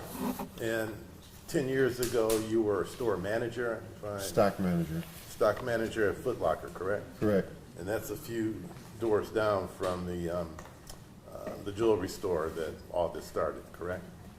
It's more than a few doors down. Almost on the other side of the mall. Okay, but you just so happened to be in that area. No, my mom's salon was on the far back wall of Northland. So when I got off work, I would walk over to my mom's salon. But this particular time, I sat down on that bench to eat my lunch. Okay. Did you know the owner of the jewelry shop? Not too familiar with him before this incident. We would speak in passing, but not like super buddy. Okay, so you knew of him, you just didn't know him, correct? Yeah, correct. And when you first heard all this commotion, you were sitting on the bench with your wife and mom, or she was somewhere else? My mom hadn't arrived yet. She was in her salon. And this confrontation you heard was a violent confrontation. Would you agree with that? Objection, Your Honor. That's a characterization of violence. I don't think Well, that if you Mr. know. Francis in the speculation. Well, let me ask, you heard some signs being kicked over, or did you observe the signs being kicked over? I observed. Okay, and so that the jury understands what kind of signs these are. Are these like little signs sitting on the counter, or are they the size of, 5 or 6 feet tall? No, I would say the signs are probably 4.5 feet. Signs that stand in front of store for advertisement. Okay, so you saw those signs being kicked aside, correct? Correct. And did you see who was doing the kicking? It was a toss-up between the security guards and Mr. Cochran in the midst of what I described earlier as wrestling or a scuffle. Did you see what the owner was doing, if anything, at this time and point? No. And your testimony that you never heard him say anything? No. Now, as you're making this observation, aren't you concerned for your safety? No.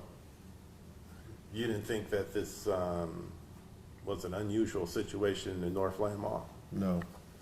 And unfortunately, I think you even put in your statement that Northland at that time in point 10 years ago had pretty much gone down to the, I don't want to put a bad name on it, but it had pretty much become a dump. Would you agree with that? You're used to seeing peculiar things at Northland. And escalation of what, homeless people coming in? Would you agree with that? Now that I can't speak to. Individuals coming in smelling like marijuana or smoking marijuana there? Yes. Shoplifting increase? Yes. Fighting increase? Yes. So this was pretty much a normal thing that you would see confrontation or interaction between security and a civilian, right? Yes.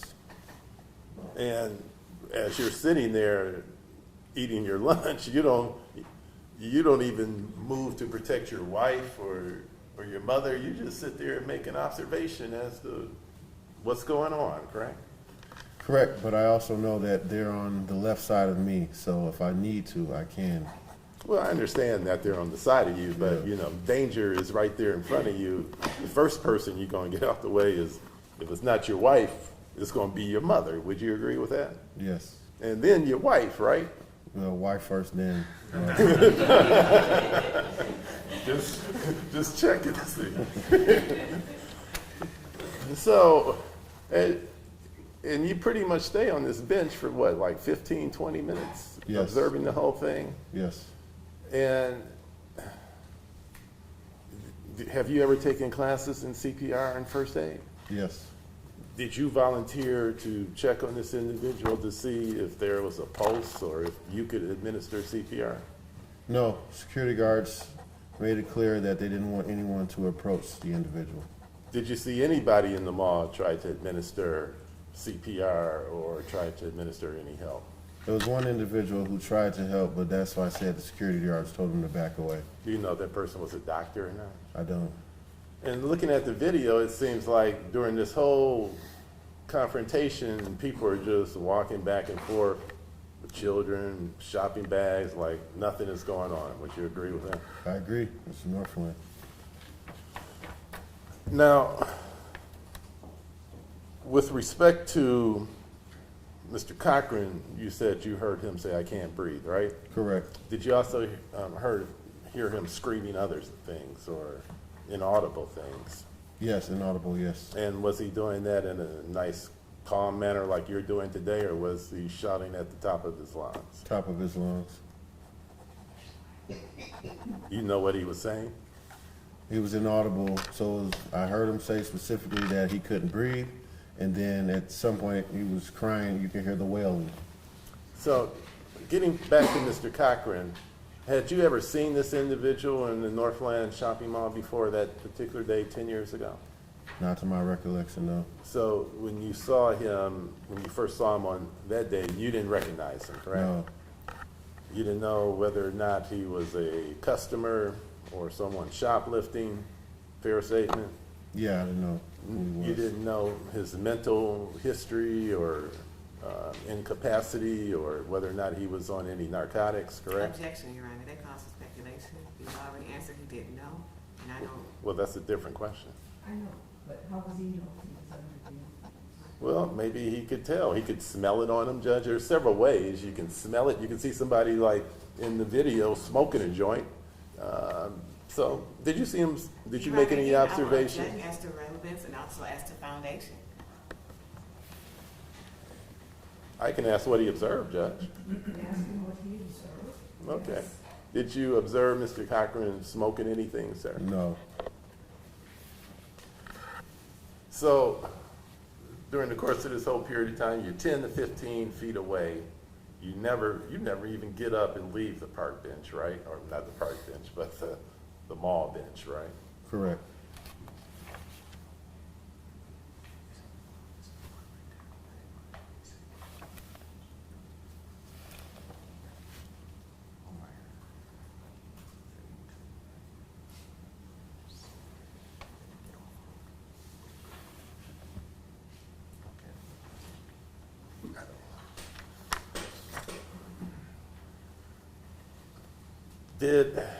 You had your cell phone on you, correct?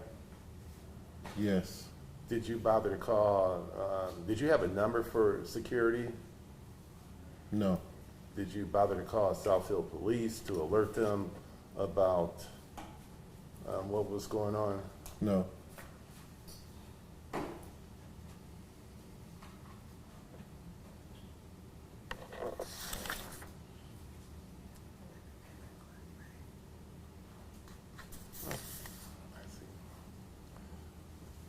And the fact that you heard Mr.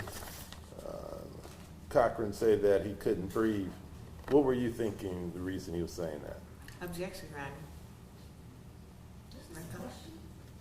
Let me put it this way, sir. In your statement, did you indicate to the police that you heard Mr. Cochran say that he couldn't breathe? Yes. And did you put in there what you thought? I did. And what was that? Or why he was saying that?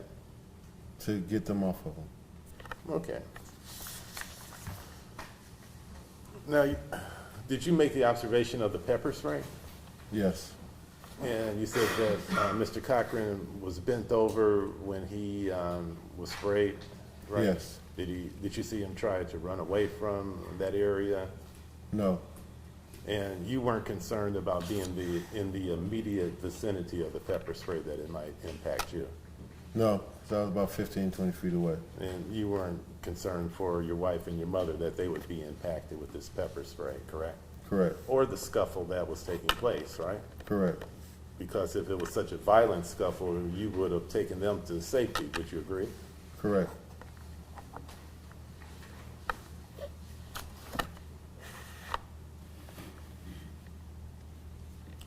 So,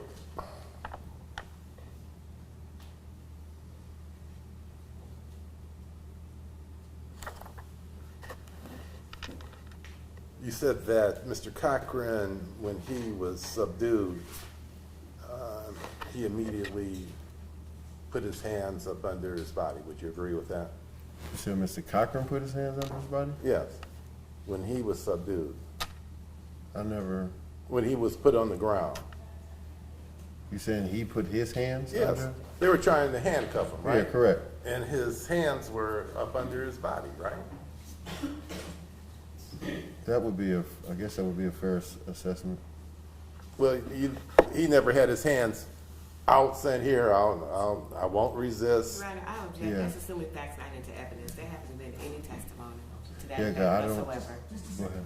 I didn't understand the objection. Your Honor, I would object. That's assuming facts not into evidence. There hasn't been any testimony whatsoever that Mr. Cochran was putting his hands, near his body, trying to prevent the officers or anyone from trying to handcuff him whatsoever. That's He been did not. Okay. that's been all of the evidence, Judge. Stop.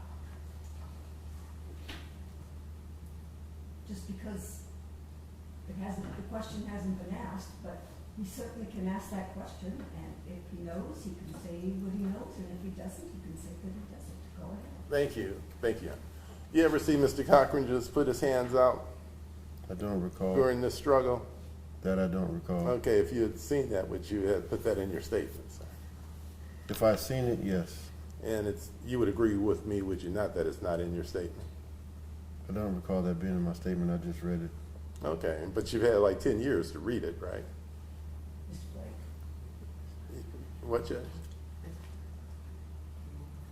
that's about 10 years to read it. I could take it you didn't like that. You wrote it 10 years ago, he just looked it over, okay? Yes, Your Honor. Thank you.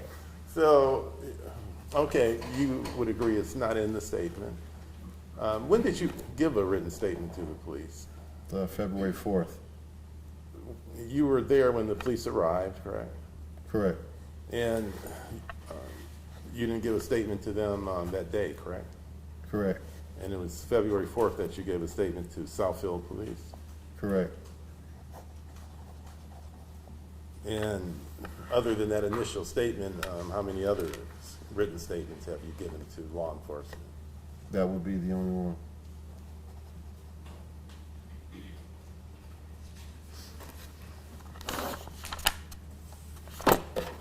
Thank you, Mr. Mark. Nothing further.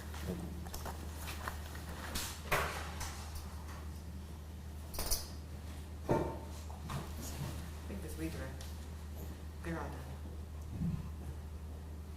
all done. Oh. Thank you. I was waiting for somebody Oh. to get up and tell me it was all. My apologies, Your Honor. I was waiting for you. That's quite all right. Okay. Now, Mr. Monk, Mr. Elder had you to describe the positions of Mackenzie Cochran's fist. Do you Yes. recall Mr. Elder asking you that question? Correct. Okay. And you indicated on cross-exam that Mackenzie Cochran's fists were by his side. Correct. Did he ever raise his fist? No. Did he ever use his fist? No. Did you ever see him punching or anything like that with his fist? No. Okay. You were also asked on cross-examination, I believe you answered on one of the questions on cross-examination that Mr. Cochran said that he could not breathe. Correct. Okay. And do you recall how many times you heard Mr. Cochran say that? About at least three times. Okay. And if you can recall, did Mr. Cochran say that before or after you heard the crying and the wailing? Yes. Was it before or I'm after? gonna object, Judge. That was not factual evidence about crying and wailing, and she's leading the witness. It's still her witness. Your Honor, Just counsels, please. One at a time. Yes. And let everybody finish their statements before. Okay. Your Honor, I do believe that in response, I believe it's to Mr.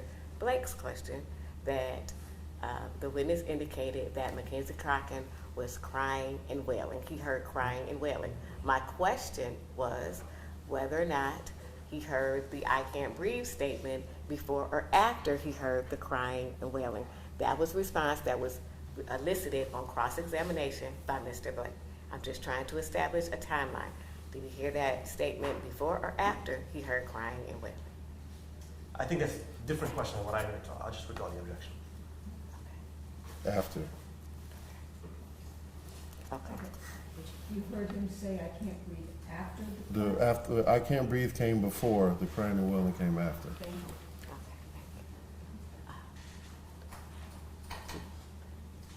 One more question.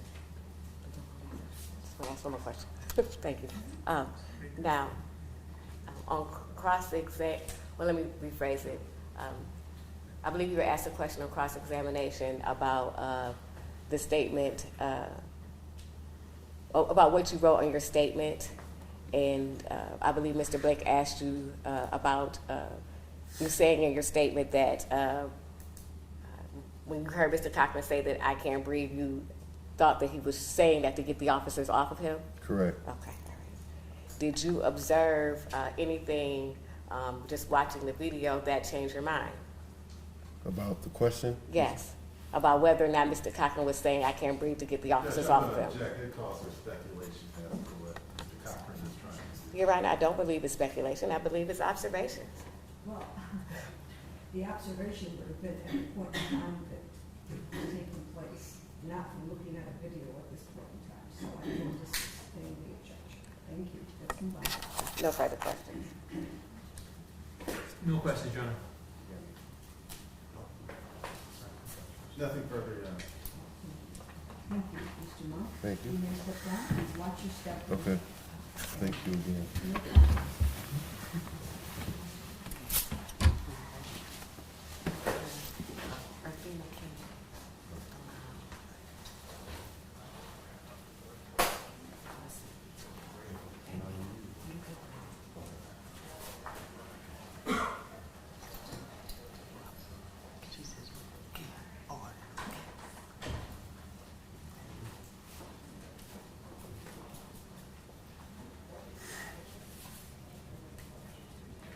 next week. Yeah, this time people call Miss Earthina Kenny.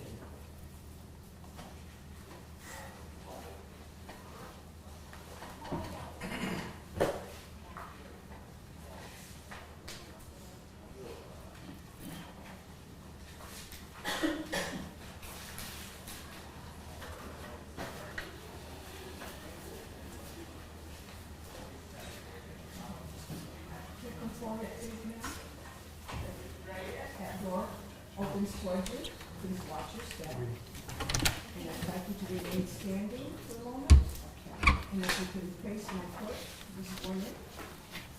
The other right there. Sorry. That's okay. Do you solemnly swear or affirm under the penalty of perjury that the testimony you're about to give before this court is the whole truth and nothing but the truth? Yes.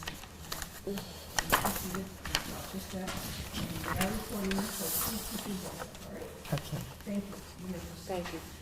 Good morning, ma'am. Good morning. If you could please say and then spell your name for the record, your first and last name. Earthina Kenny, EARTHENA KINNEY.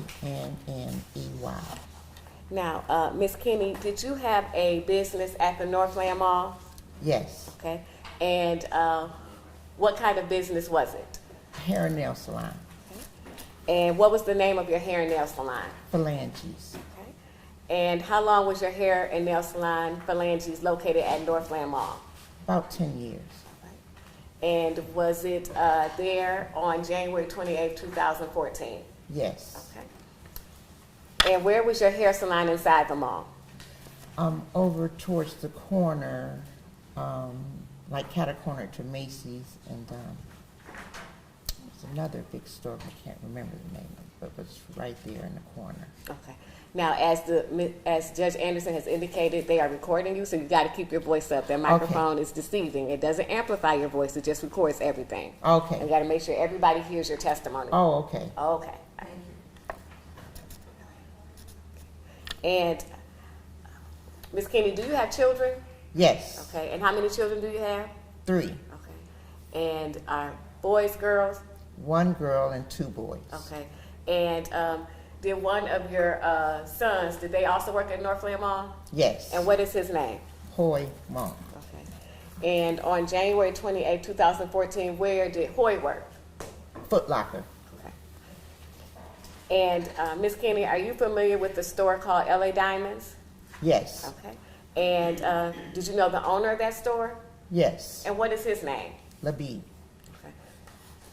Did was Labib a first name or last name, or did you just call him Labib?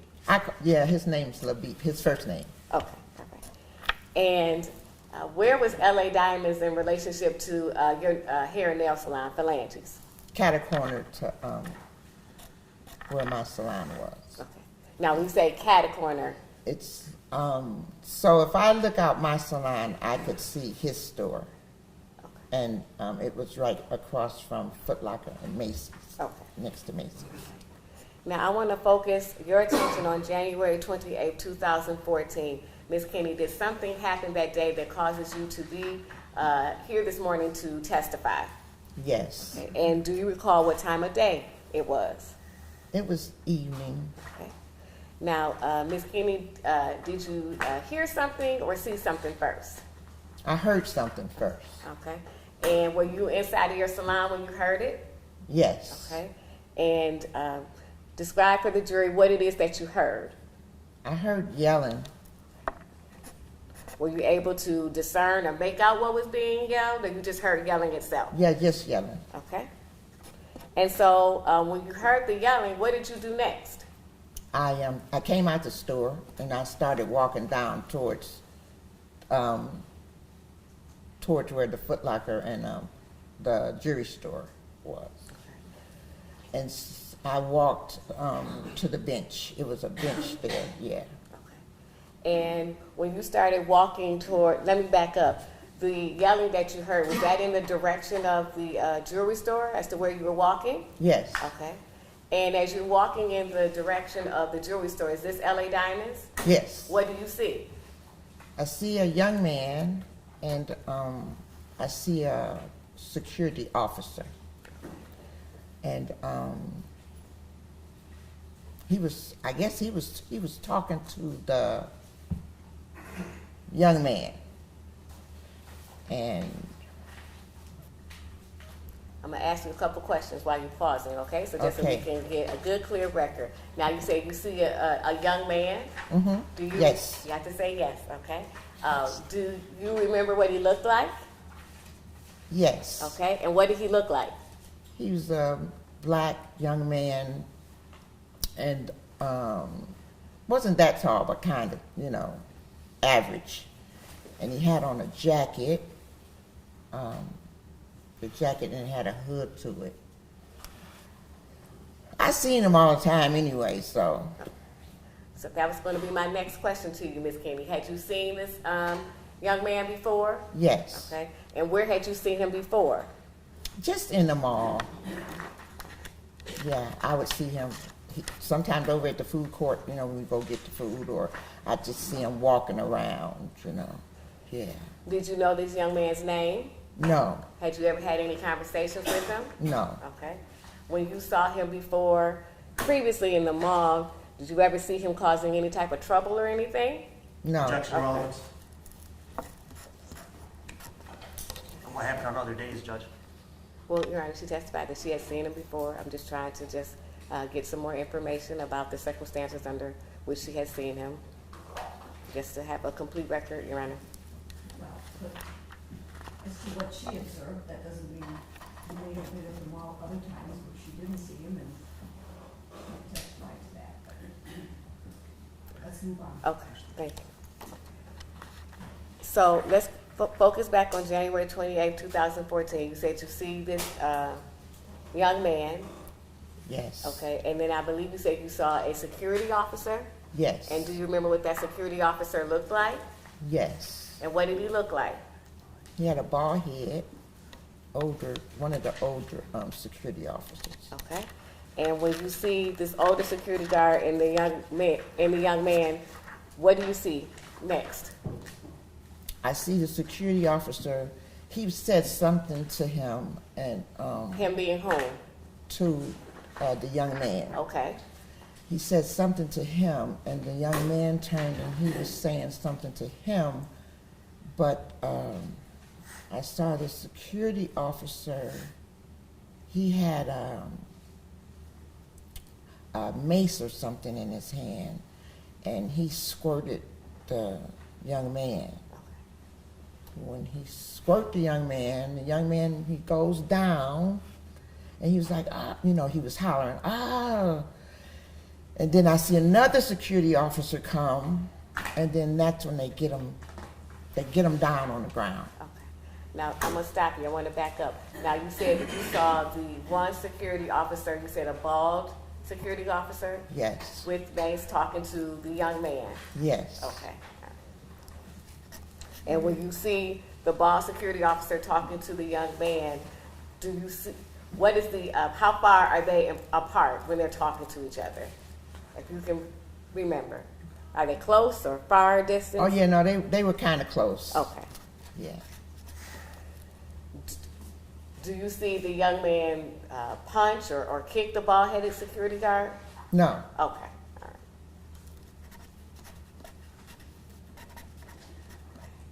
And so then you say the bald-headed security guard sprays base? Yes. And then another security guard shows up? Yes. Okay. And that security guard, do you remember what he looks like? Yes.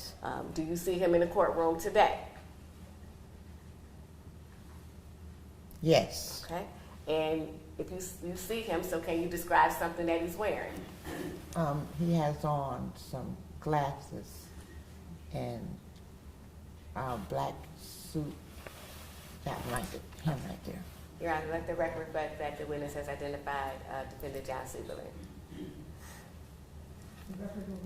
Thank you. And so you see the security guard with the glasses come? Yes. And what do you see happen next? Then they get the young man down, but the young man gets back up, and then they get him back down, but another security officer comes.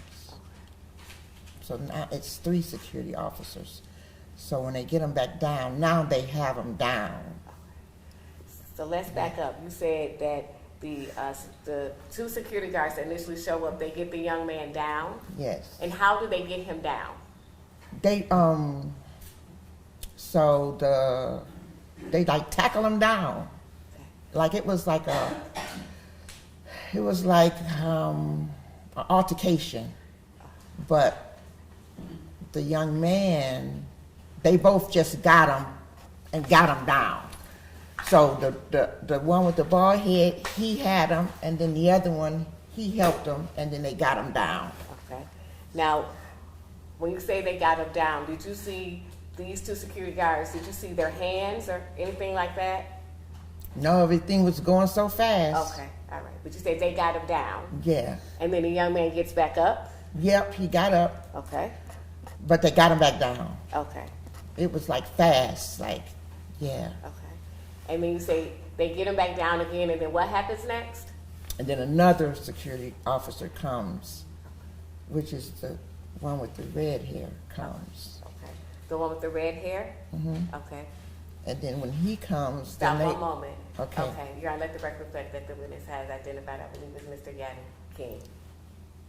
Is that who you're referring to? Yes. Okay. Yes. Uh, The record was sold.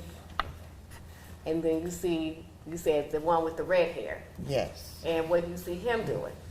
He gets down, he's trying to help the other 2 keep the young man down. Okay.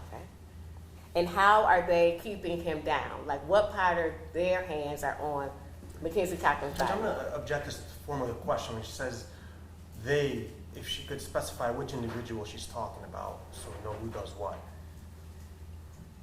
Let's do that. Okay. There's more than one defendant, so we need to know which one you're referring to. Yes. Thank you. So Okay. the security guard with the glasses, do you see him holding? Objection to leading, Judge. Okay. What do you see the security guard with the glasses? What do you see him doing while Mackenzie Cochran is on the ground? So he's holding the young man. He's holding the young man down. He's at his feet. This young man right here, Which one? the one behind him, Which one? Describe it. Which one? with the glasses. Yes. So he's right there, and then the bald-headed one guy, he's up towards the top of his body, and then the red-headed guy, he's like towards the middle part of his body. But then I see the bigger guy comes, which is right here with the glasses. Okay. He I'm comes. Okay. Okay. Let's back up for a moment. Okay. Okay. All right. So you said you see the security guard with the glasses and the dark hair. Yes. Okay. And where do you see him? Down. He's at the bottom, at his feet. Okay.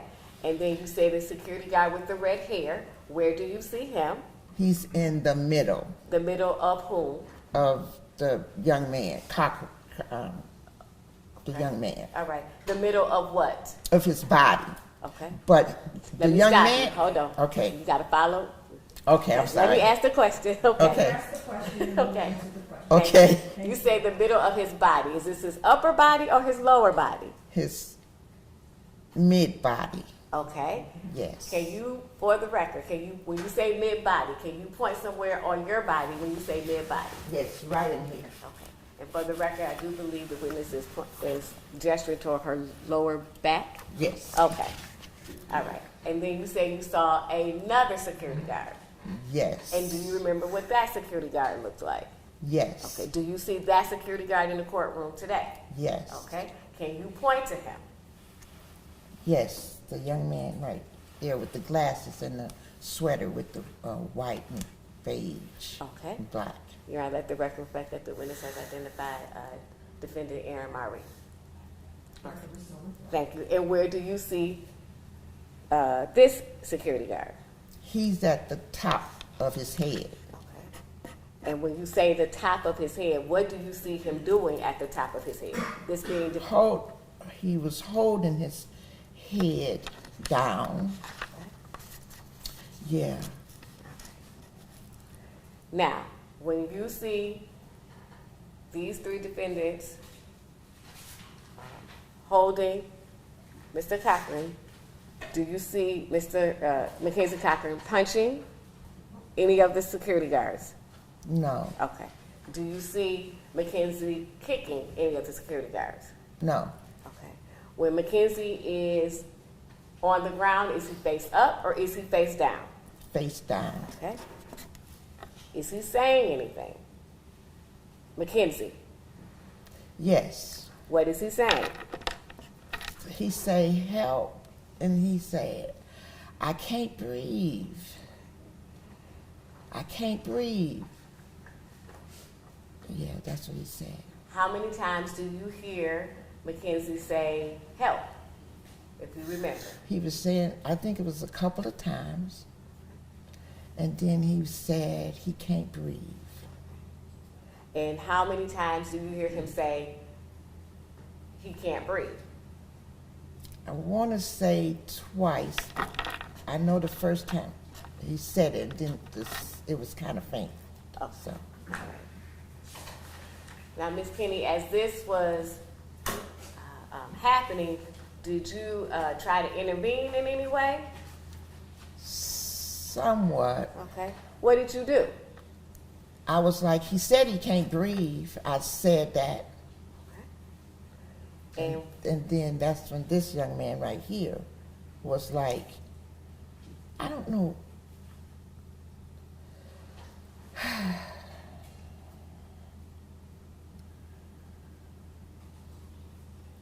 Yeah, I can't say that. All I heard was, let me stop you. When you say this young man, are you referring to one of the defendants? oh yeah, I guess he's a defendant. Okay. So with the white sweater and the glasses? Yes. Okay. He said something in response to you? Yeah, I'm interfering. Okay.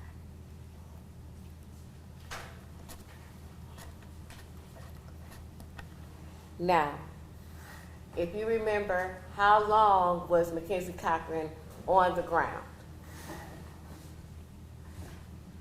He was on the ground for a minute. Everything was going so fast, but he was down. They had him down there for, it had to be at least, I want to say about 5 or 10 minutes. Now, when Mackenzie Cochran is saying help and I can't breathe, do the defendants, do they get off of Mackenzie? No, Okay. Did you see any handcuffs? yeah. Okay. And where did you see the handcuffs? They were trying to handcuff him. Okay. They being whom? The security officer was trying to handcuff him. Do you remember which security? The redheaded. I mean, what's his name? Mr. King? Mr. King. Okay. It's all right. I believe it was Mr. King, yeah. Okay. Because they were all, yeah. Okay. Wait. You got to Sorry. speak up. Speak up. You have to speak up. No, I was saying I believe it was Mr. King. They were all on him. Okay. Now, when you say they, who are you talking about? All of the security officers, Mr. King, the one with the beige and brown on, Maybe, what's his name? maybe, Mr. Maree and Mr. Seiberling. Seiberling, and the one with the bald head. I don't see him here, but he was on him too. Oh. Yeah. Now, when Mr. King is trying to handcuff Mackenzie, is he trying to handcuff Mr. Cochran in front or behind his back? Behind his back. Okay. And is Mr. King able to get Mackenzie handcuffed? Not at first, Okay. no. So tell me, what do you see happen next? Then I see they were all on, the security officers were all on top of him. And then when it ended up being 5 security officers, and at first it was 4, but then it ended up being another security officer. So they finally get him to where they can put his hands get his hands behind his back, and then I believe officer, the one with the red hair, he cuffs him, King, and then he wasn't saying anything anymore. He being whom? The young man, Okay. Did you later learn his name to be Mackenzie Cochran? Mackenzie Cochran. Okay, all right. Yeah. So you say he wasn't saying anything anymore? No. Is this still while he's on the floor? Yes. Is he moving while he's, at some point in time, does he stop moving on the floor? Yes. Okay. So after the handcuffs are on Mackenzie, what do you see happen next?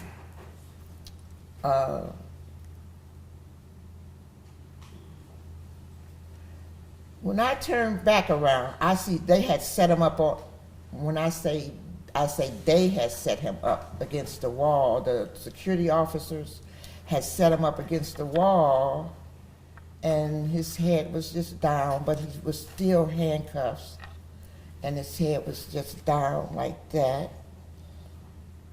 And then somebody got some water, but I walked over to where the Foot Locker was, and I started talking to the manager of the Kids Foot Locker, that's what it was, over to the Kids Foot Locker, and I started talking to her. Now, Ms. Kinney, when Mackenzie is up against this wall, you said his head was down. Yeah, Could you tell whether or not his eyes were open or closed? it just looked, from what I saw, they looked closed, and he was just there. He was just there. Yeah. Was he talking or moving? No. Okay, all right. Now, Ms. Kinney, were you still around when Southfield Police Department arrived? Yes. Okay. And what about EMS? Were you there when EMS arrived? Yes. Okay. And what do you see EMS do? They lay him out on, then they get him on top of the gurney, and they try to resuscitate him. But then that's not working, so then they get those shock things. And then they do that, and then they just like lift the thing up, and then they just start running towards the door to take him out of the mall. Yeah. And after Mackenzie Cochran is taken out of the mall, do you go back to your salon? No. Okay. I actually had a little, like, I guess you would call it a confrontation with the young man with the beige and the black. Okay. Because that's, Hold on, let me stop. Okay. Okay. Now you say you had a confrontation. well, I wouldn't call it a confrontation, we had words. Okay. You had words with Mr. Maree. Yes. Okay. And where did this take place? He was right there, he was leaving from going down, I guess going downstairs, because right where we were, you could go downstairs to the security and to the office and stuff. Okay. Yeah, and I just said to him, with your big old butt, you shouldn't have been on him no way. And then that's what he said, F you. And I was like, no, F you. Can I just get a quick, who's she talking Mr. Maree. to? Like, we have an instruction that that evidence only applies to that defendant, not the other ones. Yes, it's true. Thank you. Now, Ms. Kenny, I'm going to show you some photographs, and these are already admitted exhibits. This will be 18 through 24. Your Honor, may I approach the witness?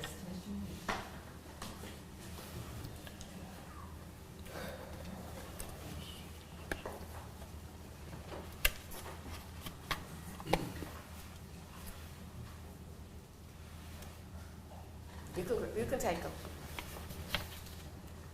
And just flip through them for me, Ms. Kenny. Do you recognize these photographs?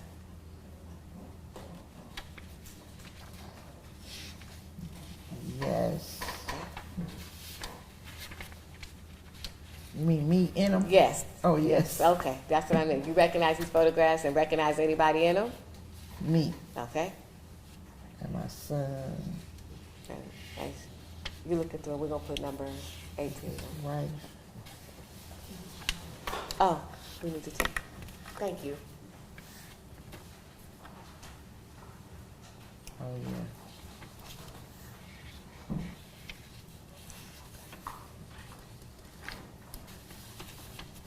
Okay. Now, Ms. Kenny, can you take a look at the screen for me? This will be number 18.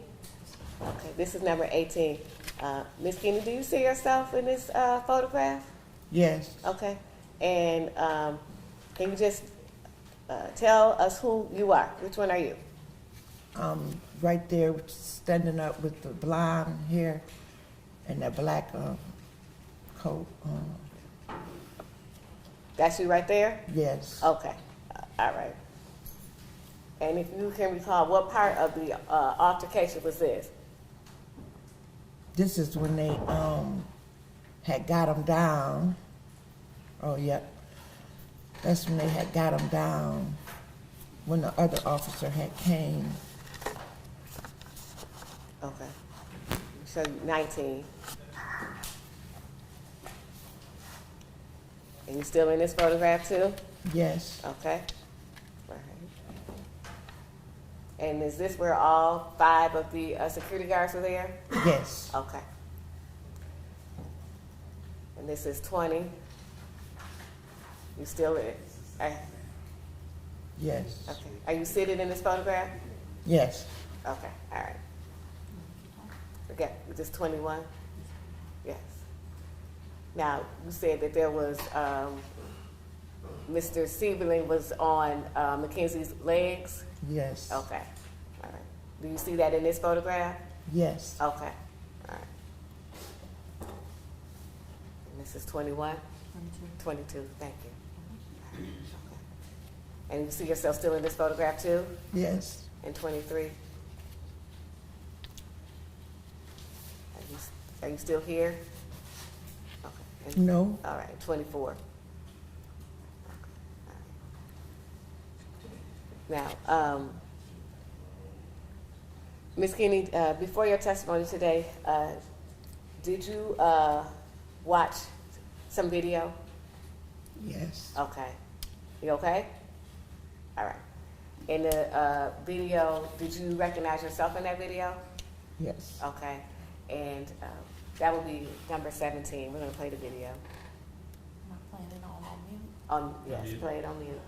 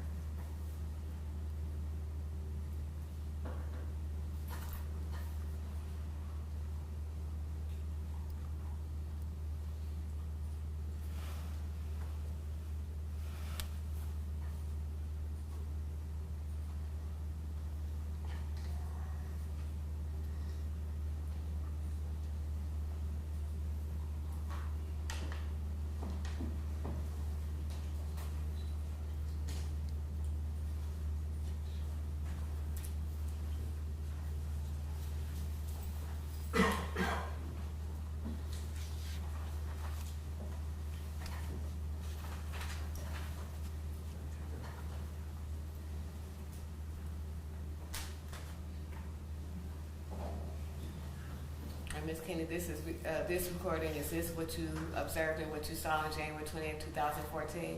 Yes.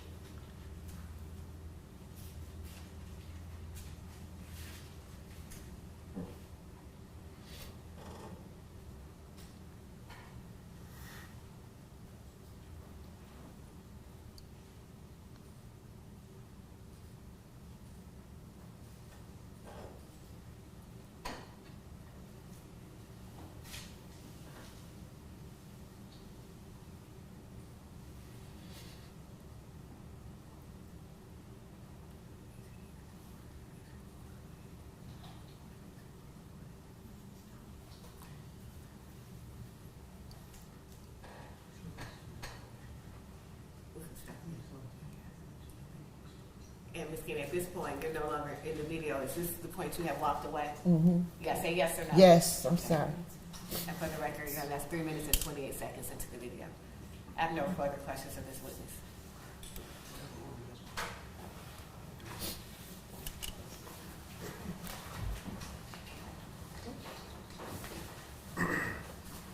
Morning, Ms. Kinney. Good morning. Now, Ms. Kinney, you've testified that you had some interaction with this individual on the end Yes. with the white and brown sweater, correct? Yes. And you were asked, was he on Mr. Cochran, and you said he was at a certain position on him, correct? Yes. And what was that position, ma'am? He was at the top, the upper part of his body, by his head and up in here. Okay, you're pointing to your shoulders. Now, so that we get the specific location of my client, were his hands on that individual, his weight, or was his knee on him, his body? What exactly was on the head? From what I could see, it was pretty much his weight was on his head, and not his head, his neck area. Okay, when you And say... he had his hands on him, but he was like leaning like toward, on him, like putting his body weight on him. Okay, so he's standing over him, like with his hands on a... He wasn't standing. He was down. Okay. Were his knees, were the security guard's knees on the ground? Yes. Okay. And was he leaning over? He was leaning over All right. And the where- young man. Okay, but where were his hands? His hands was on the young man here. Okay. Both sides. He had them like this. So you. Both sides of his. Looks like you're saying that his hands were on the, Mr. Cochran's shoulders. Shoulders, yes. Okay, so that's the only position or area you saw that individual, right? Yes. You didn't see him on the side of Mr. Cochran? No. You didn't see him trying to move his arms? No. He stayed consistently at the top? Yes. Okay. And did you, you said that you had some interaction with him. He said something to you? Yes. When did he say Well, something actually, to you? I said something to him first. Okay. Were you there by yourself When? when you made this observation? Were you with any family members?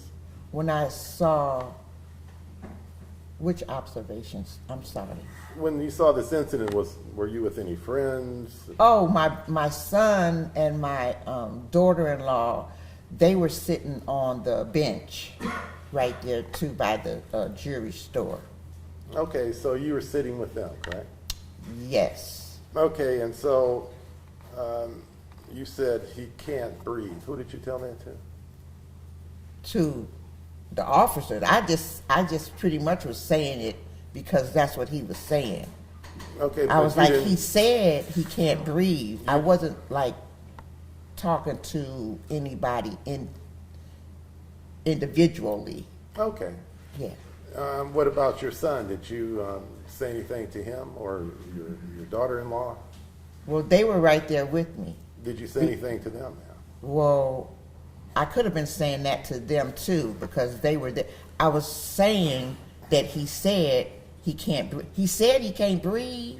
Okay, my question is, what did you say to your son, if anything, when this was happening? Oh, we weren't having a conversation. He and his wife were talking, and I actually was talking. Well, I had started talking to the manager at Kids Foot Locker. So you weren't But- saying anything to your son when this was going on, right? Objection, right, answer. Well, she's not giving me an answer, Judge. She's not giving the answer. Okay. Stop. Did you say anything specifically to your son at that time? No. All right. Now, if someone can't breathe, naturally you want to alert the police about this situation that's transpiring, going down right in front of your very eyes, right? Right. Did you do so, ma'am? No. In fact, after you saw this, you went back to your nail and hair shop and finished with a client. Isn't that true? No. Isn't that what you put in your statement, ma'am? No. Okay, you recall giving the police a statement February 4th, 2014 about what you saw, what you observed during the course of this particular accident or incident, right? Mm-hmm. That's a yes? Yes. Sorry. Okay, and you've had a chance to review your witness statement? 2-page or a page and a half? Have you seen that statement since you wrote it? No, not since I wrote it. You haven't seen it in 10 years? No. Okay, if I showed you a copy of the statement, would that refresh your recollection as to what you Yes. May I approach? And Ms. Just King, read. I just want you to read it to yourself. Do not Okay. read anything out loud. Okay. Thank you. And when you're done, you can look up. Okay.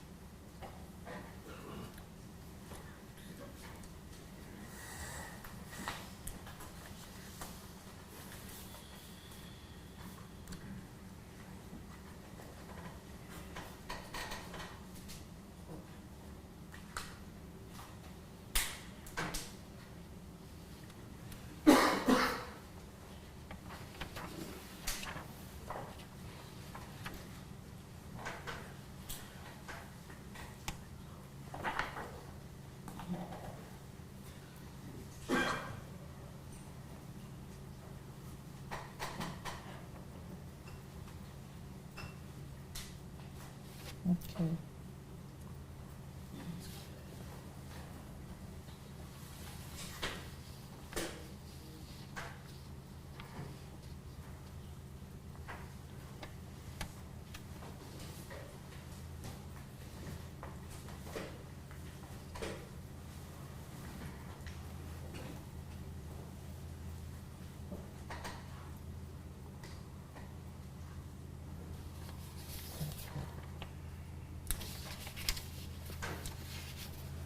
All right, Ms. Kinney, you've had an opportunity to review that document, Yes. and that document contains your signatures being the author of it, is that correct? Yes. And it's a page and roughly 2/3 of a page of what you witnessed and what you saw that particular evening, is that Yes. correct? Yes.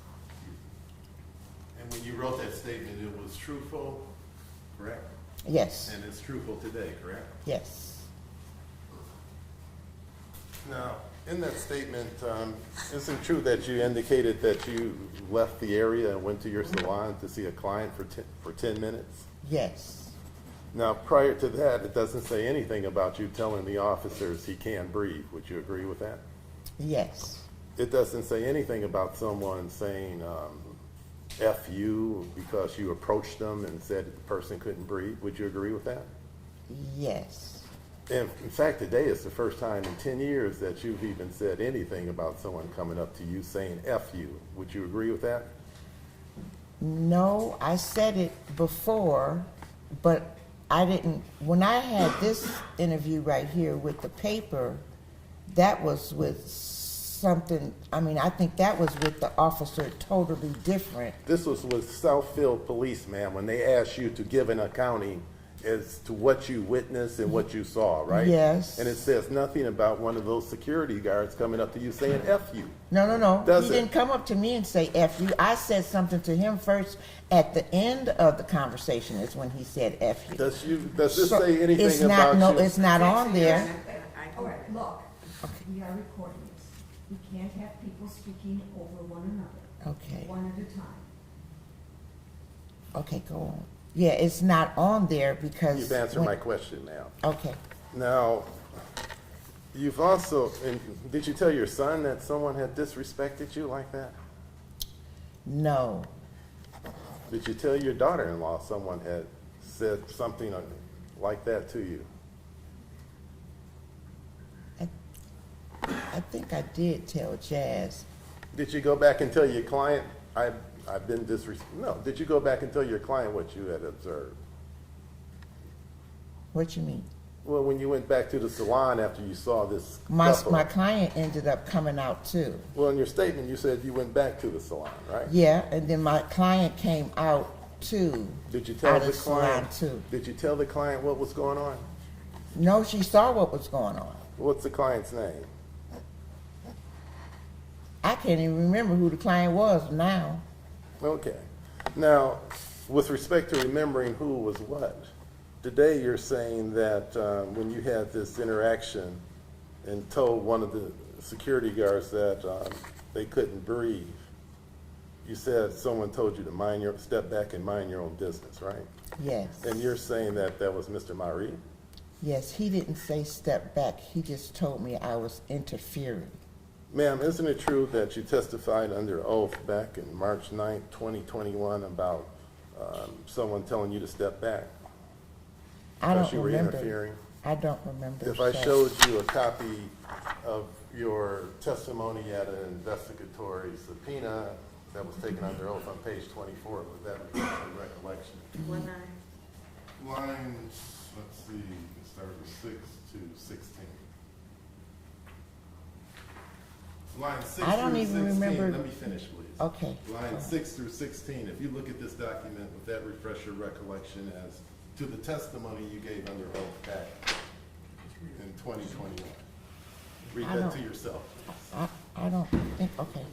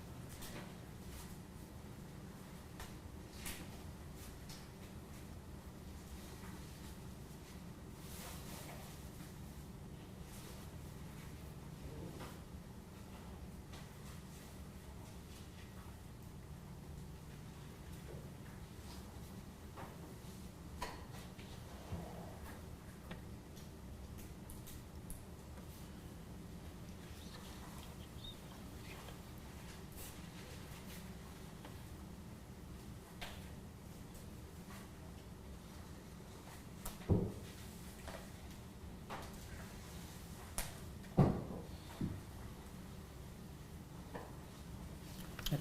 You had a chance to review that one-page document to yourself? Yes. Just kidding.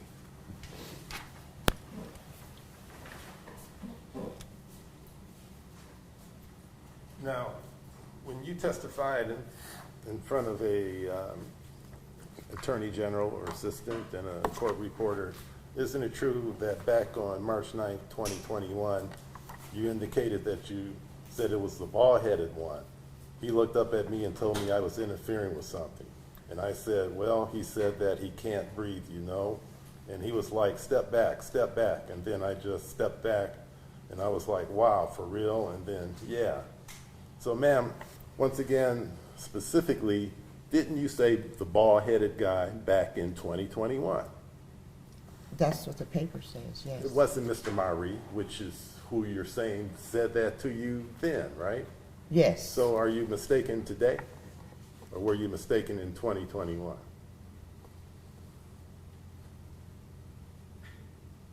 Or if you don't know, you don't know. I don't know. Okay.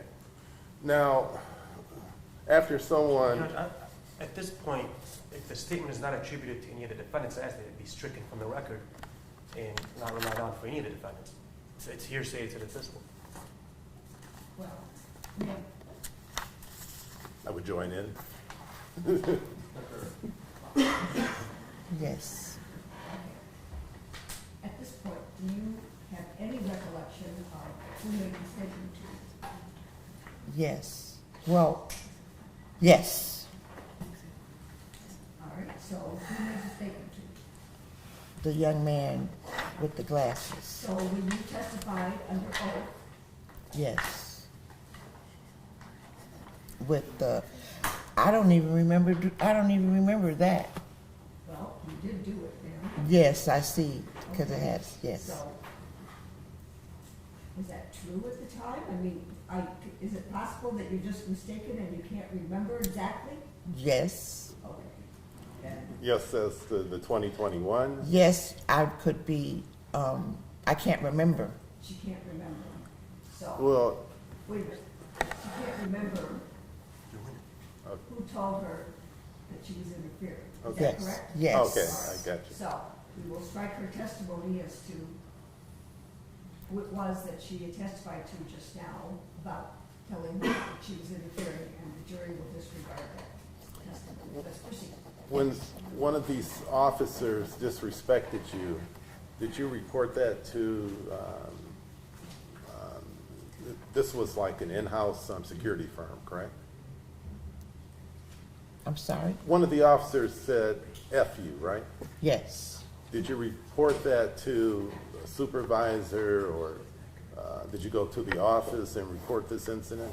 No.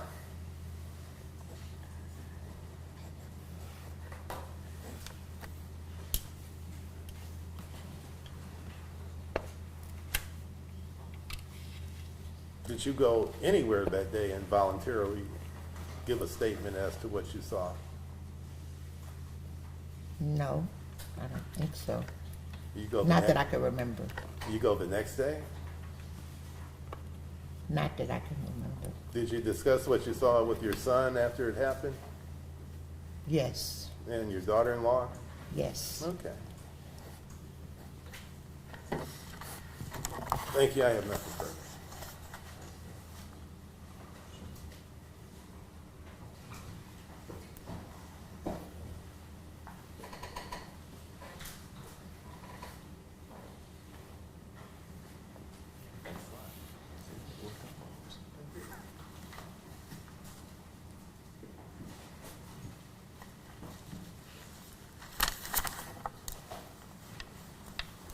Good morning, how are you? Good morning. I just have a few questions. How were you, where were you on that day? Were you sitting on the bench with your son? Yes. Okay, were you closer or further away from LA Jewelry? When I was on the bench? Further, Further, so was till I any, stood up, yes. okay, was any of your view obstructed, or could you see clearly? Yes, it was obstructed a little, and that's when I stood up. That's when you stood up. Yeah. Were you witness before the security guards there? Were you out there? I was, but I was out there, and then I left, and then that's when I heard the commotion, and then I came back. Okay. Yeah. All right. Did you happen to hear any kind of commotion that was coming from out of LA Jewelry before the security got there? No. Okay. But you did testify earlier that you did know the owner of the jewelry store? Yes. Okay.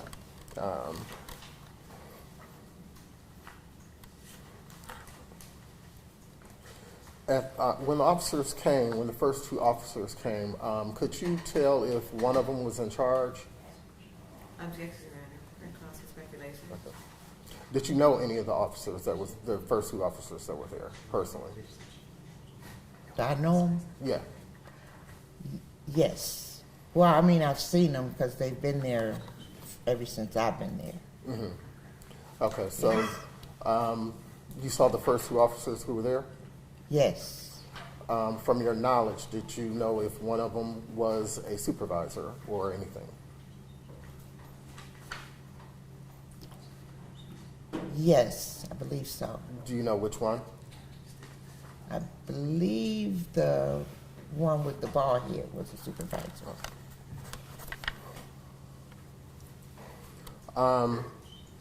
Did you hear any commands given by the one with the bald head? No. Okay.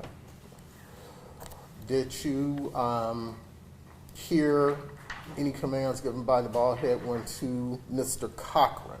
Or did you hear him, excuse me, let me rephrase that. Did you hear the officer with the bald head ask Mr. Cochran to leave? Were you there at that time? I didn't hear him say leave. Okay. Were you at the time there at the time when Mr. Cochran was sprayed with the mace? Yes. You was there. Yes. So when he was sprayed with the mace, what did you observe? Or before he was sprayed with the mace, can you tell us what happened? He was standing by the jury counter, and the officer was talking to him, and then I seen him turn around, and when I saw the young man turn around towards the officer, and then the officer, that's when he went back and got his mace and he sprayed him. Could you hear what he was saying? No. No. No. At any time did the officer move away from the young man? No. Nope. He just got his spray out and he sprayed him. Not from what I seen, because the officer is backwards to me. Mm-hmm. At any time, this is a quick question. At any time did you try to call 911? No. Okay.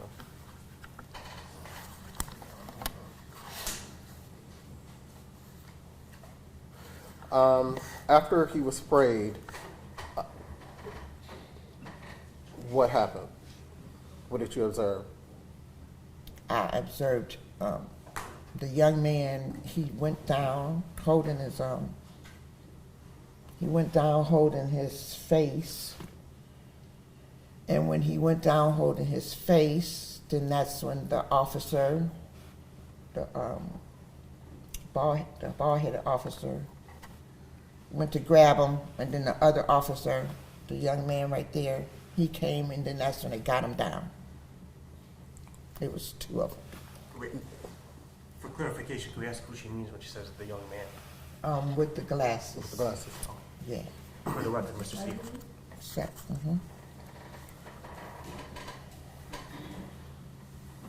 Mm-hmm.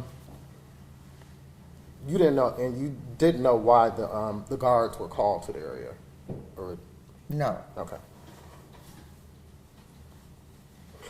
When they got him down, as you were saying, was there a struggle? Yes.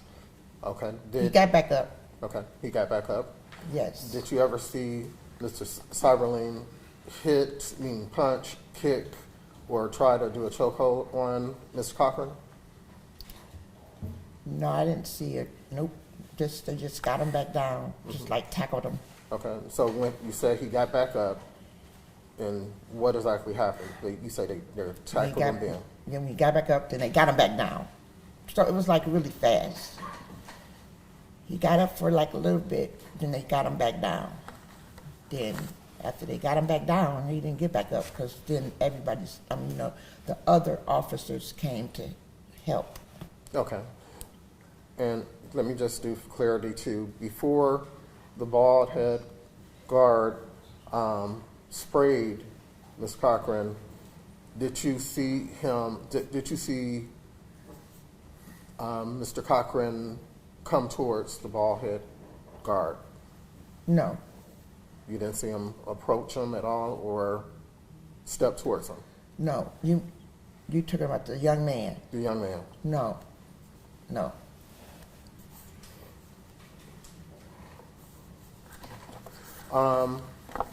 When they got him to the ground, were the two officers who were there able to control it at all? They had him down. When they got him back down, they had him down, and then another one came.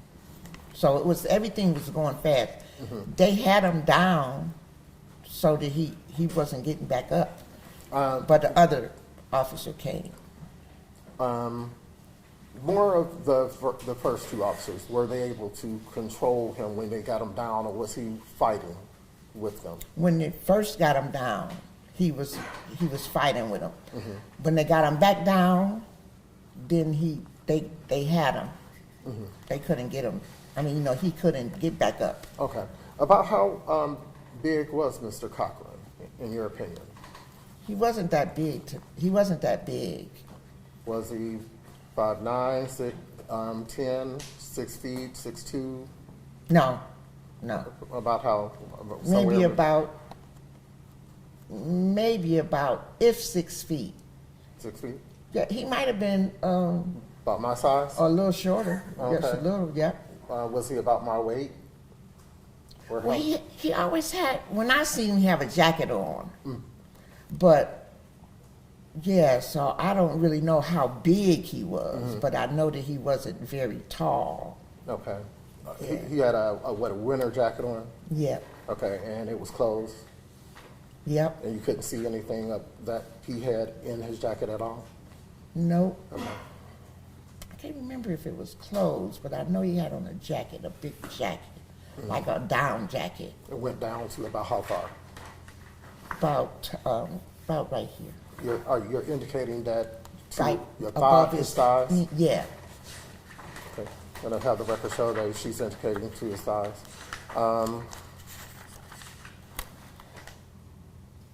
But let me also make clarity too. You went two places when you did leave. You went to the Foot Locker and then you went back to your... Well, the Foot Locker is it's right there. So it's not like going someplace. It's You're still in the area? Yeah, it's right, yeah. It's like Labib's, Macy's, Kids Foot Locker. It's like right here. Okay. All right, no other questions, thank you. Good afternoon, Ms. King. Good afternoon. How old are you? I'm 64. All right. Ms. Kinney, you owned the business at that mall, correct? Yes. It was a nail salon? Here and there. Here and there, okay. And so you were a tenant of Northland Mall? Yes. Correct? For how long did you own that business there? I want to say about 10 years. Okay. When did you start it, if you remember? Well, actually, I had been in business since 98. Okay. Yeah. All right. And then I opened in Northland. And you opened in Northland at some point. And so you had been there for some years before this took place in 2014. Yes. Fair statement? Okay. And you were familiar with some of these security guards, right? Yes. Right. You called them yourself sometimes when you needed assistance? If you recall. No. You don't recall ever needing yourself to call security? No. Okay. You said today that you had heard that young man, whom we now know is named Mr. Cochran, Yes. right? And you said you said that you had seen him before, Yes. right? You had seen him at the mall. How many times if you recall, you had seen him at the mall? Several times. All right. More than once, right? Yes. More than 5? Yes. Okay. Do you remember meeting with the Attorney General's office and answering some questions from Ms. Liddell, who's seated here today? No. You don't remember her? I remember her. All right. Yes. But some of the, I don't know if her hair, was your hair different? I don't know if her hair was different or what. But I keep trying to remember. Okay. You know, yeah. But you do remember going somewhere. Yes. That you knew was the office of the Attorney General of Michigan. Yes. Right? And there, Ms. Liddell was there. Yes. And there was another Attorney General, correct? A man, a taller man. You remember that or no? Mr. Patterson? Aronde Patterson? I do remember a man, Okay. but I don't remember, like, precisely. All right. I should say. In any event, Okay. you knew you were at the Attorney General's office, right? Yes. All right. And you knew that the people talking to you were Assistant Attorneys General, correct? Yes. All right. And do you remember them asking you, you told them you heard a young man yelling. You remember telling them that? Yes. All right. And I'm at at the bottom of page 12, I'm going to page 13, lines 1 through 3. And then they asked you, did you know that individual who was yelling at that particular time? And you said no. Yes. You remember that? Okay.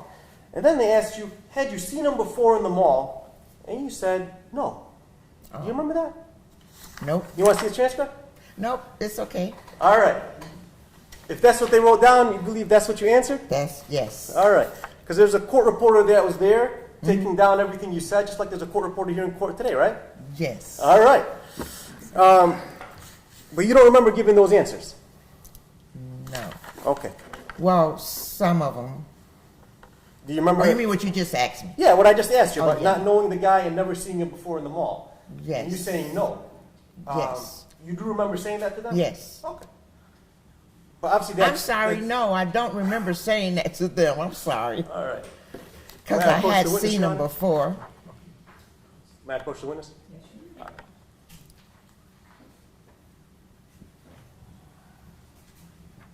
I got your glasses.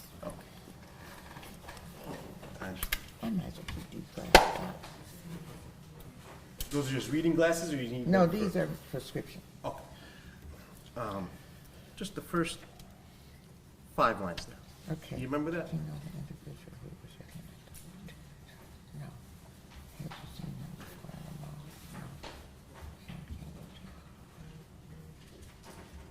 No. Yes, So what I said there is accurate, right? right. Not misquoting or anything, right? No,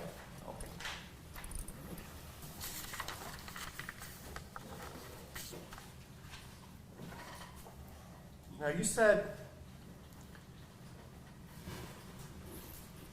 you approached the security guards and told them, hey, he can't breathe, right? yes. Well, I didn't approach him. I just was saying it where I was. I was talking. You were saying it to him from all the way over at the bench? No, I wasn't at the bench then. I was over by right by the, you know where, well, you don't know, but it's like some stairs that's right there where they go and where the store is, right by Kids Foot Locker and Habib's. I had came over this way now, towards the place. Yeah. When, my memory's not the greatest either. I haven't been in Northland probably maybe a couple times in the early 2000s, okay? Okay. So, when you say Labib's, you're talking about the owner of the diamond store, right? Yes. Because that's his name, the guy that owns LA Yes. Diamonds. Yes. Okay, so we're talking about that same store. Yes. All right.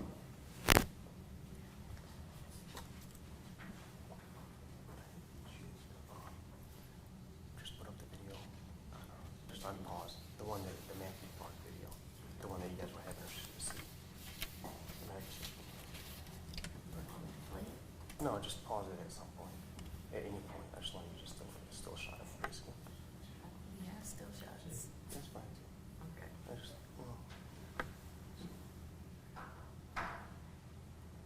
You never paid to use this, right? I'll get you later. Ma'am, do you see where you're sitting on the bench? Yeah. All right. Well, I'm standing right there. Sounds like a short on screen. All right. See, you got the better one than I got. Mine won't show on the TV. You're sitting over there by the bench, right? Yes. All right. And then if we look on our screen to the left, but to your right, there's a pillar there, right? Yes. Right? And Mr. Cochran, his upper body is behind that pillar, correct? Yes. All right.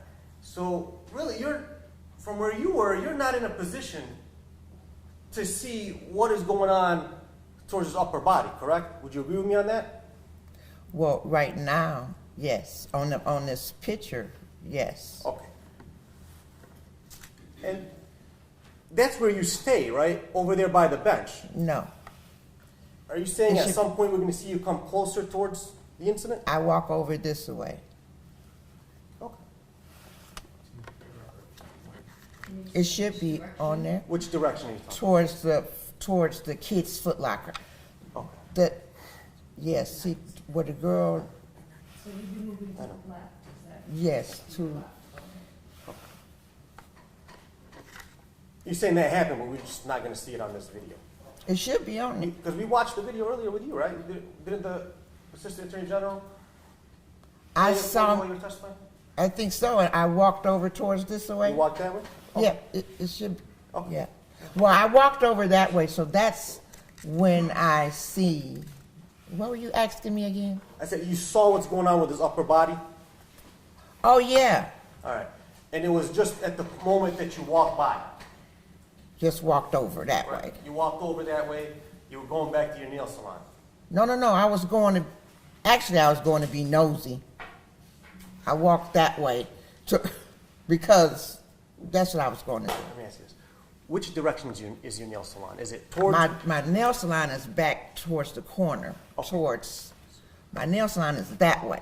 So away from what's taking place. Yes. All right. And I went this way. So my nail salon is I'm going over to stop here. you just for a second because we're Okay. probably driving the court reporter crazy. Okay. All right. For the record, all right? So the record is clear because they can't pick up where you're pointing. Okay. All right? There is, I guess, the left hand of the screen is Mr. Cochran and the security guards at LA Diamonds, correct? Yes. All right. And then you walk further down, you're going to see the bench where you and your son and his wife were sitting, correct? Yes. All right. If you are going to get up off of the bench and walk back to your nail salon, you are Yes. going to go away from LA Diamonds, is that right? That's right. All right. You are not going to pass LA Diamonds and where this incident is taking place in order to get to your nail salon, right? Right. All right. I just want to make sure we're on the same page. Okay.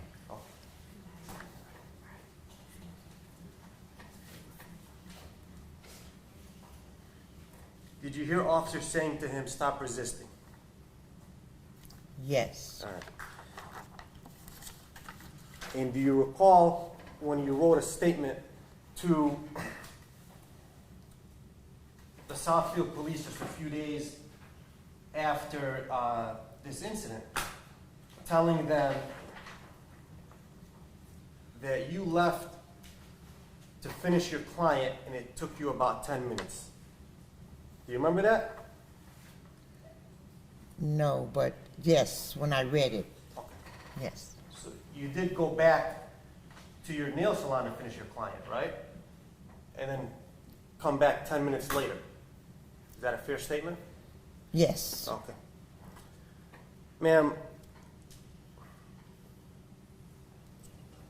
it's been 10 years, right? Yes. All right. It's fair to say in those 10 years, you've heard things from other individuals, correct? You've discussed this with your son, is that fair? At the when it first happened. After that, we thought it was over with. Okay. And, people at the mall talk, right? Yes. Right, and people said, hey, that guy died last week, right? Oh, yes. Right, and it was probably the talk of everybody working there. Fair? Yes. All right. And then you saw news reports, right? And then you saw it on the news, correct? Yes. All right. And is it fair to say that now, as you sit here 10 years later, your memory is all of that stuff combined? Fair? Fair. All right? When you testify to I remember, part of it is what you remember seeing, right? Yes. Part of it might be what other people told you, right? No. You don't think that influenced your memory at all? No. I asked and answered. She said no. Well, that's a different question. Right. Okay. What did you say? I'm sorry. I'm saying, when we remember things, right, sometimes things get mixed up in our memory. Yes. Would you agree that's Yes. how it works for you too? Yes. All right. And so, when you say, I remember seeing something, part of it might be what you actually saw, and part of it might be what somebody else said they saw. Because it's all mixed up in there over the 10 years. Is that fair? Well, I think the truth ain't but one. So what I actually think is that once I thought about what was going on and what happened, then I started thinking more. But some things I could remember because I actually saw it. Okay. And so that's what I pretty much, I guess, gave my testimony on. And part of what I could remember. Part of what you saw is what you saw that day, right? Yes. And part of what you saw is the news reports in the coming days and years, right? Yes. Okay. Now, you do recall that at the very beginning of it, there's only 2 officers there, right? Yes. All right. And that was Mr. Seiberling and the bald-headed man, right? Right. And the bald-headed man is not somebody you see here today, right? Right. Okay. And you said at the beginning they had some sort of interaction, and then you saw the pepper spray come out. Yes. Right? And could you see the bald-headed man motioning with his hands when he had the pepper spray out? No, I just saw him spray it. Okay. You didn't see what he was doing before he sprayed it? No. Okay. And when he did spray it, the bald-headed man, and Mr. Seiberling then tried to restrain Yes. Mr. Cochran. Is that a fair statement? Yes. All right. And those were the only 2 security officers there, right? Yes. Okay. And Mr. Cochran was fighting him back, right? Yes. Right. And he was yelling, "Get up off me!" Remember it? I don't know what he was saying. Remember saying that he was fighting him back. He like, "Get up off me!" Right? Did I say that? I'm asking you. Oh no! You remember saying I don't that? know what I don't All right, know what he I'll was approach saying. it. Could I All I approach know this he was question, he was just trying to get back up, All right. get him all. Yeah. I'm not trying to confuse you. I promise. Okay. That also part of what you said when you met with the You Attorney know, General? so he was. You specified. I'm sorry, so that you guys know. I'm giving her page 16 and her answers from line 16 to 23.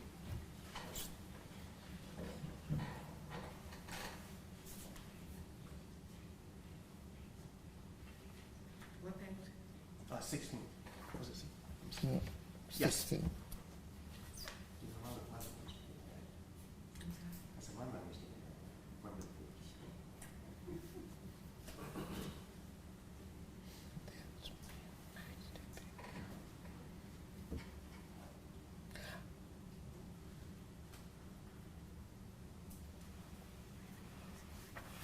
right? That's what he was flying over saying, hey, get up off me. Mm-hmm. Right? He didn't want to be restrained by it, correct? Right. All right.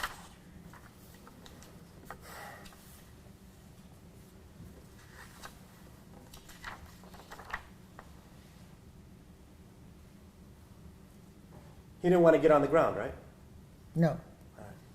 No, that's correct? Yes. All right, gotcha.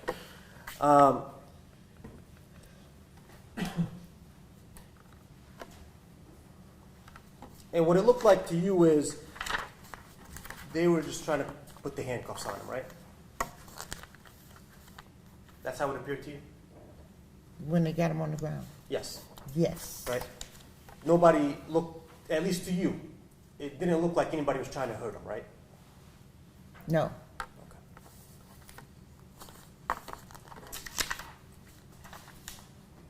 Thank you, another question. Thank you. Now, when you say that he was fighting back, he being, Object, Judge, that's not what she said. She said fighting back. when He said he was fighting, when he was fighting, did you see Mackenzie Cochran punching?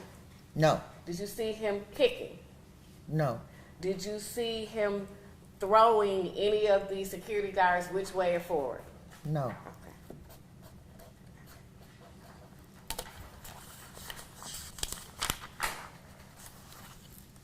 Now, I believe when Mr. Blake was asking you some questions about Mr. Maree, I believe in response to one of his questions, you said that Mr. Maree's weight was on Mackenzie. Yes. Okay, and tell the jury what you mean by Mr. Maree's weight was on Mackenzie. Like his body weight, he had. How would you explain it? He had his body weight. He being whom? Maree Okay. had his body weight on Mackenzie. He was at the top of Mackenzie, right here. So I don't know how you could explain that. You just put your body weight like towards the person. And so that's, yeah. And you never saw Mackenzie get after? Objection, leading. Okay. When Mackenzie was on the ground, did he get back up? No. Was he face down the entire time? Yes. Okay. Now, I believe Mr. Kuja asked you when you were shown a portion of the video, and then there's a portion of the video where you're no longer can be seen. Remember just saying that? Yes. Had you head back to your salon at that time? No. Okay. So you were still in the area? Yes. Okay. Did you see everything that was going on as to where you were standing when you moved out of view? I'm sorry. Okay. When we can't see you in the video, were you still in the area where you saw the incident? Yes. Okay. All right. Now, I believe there's been some questions about what you remember and what you don't remember. Yes. Okay. Did this happen 10 years ago? Yes. Are there things that you remember? Yes. Are there things that you don't remember? Yes. Okay.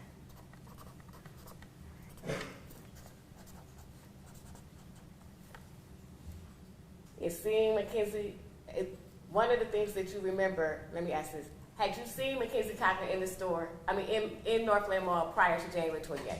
Yes. I have nothing further. No questions, I have a brief follow-up, Judge. If you have the video on this, we don't waste time, disconnect. You put it at 2:58. The Matthew Clark video that she was watching. 2:58.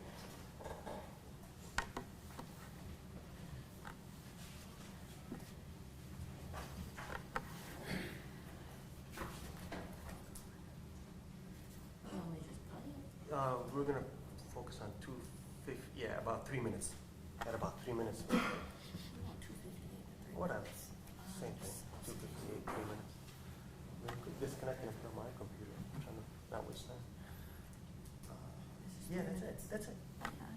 Man, could you take a look at that on the video there, on the Yes, TV? You see where the bench is? yes, All right, and for the record, you were wearing black and you had blonde hair back then, right? yes. All right. Can we hit play?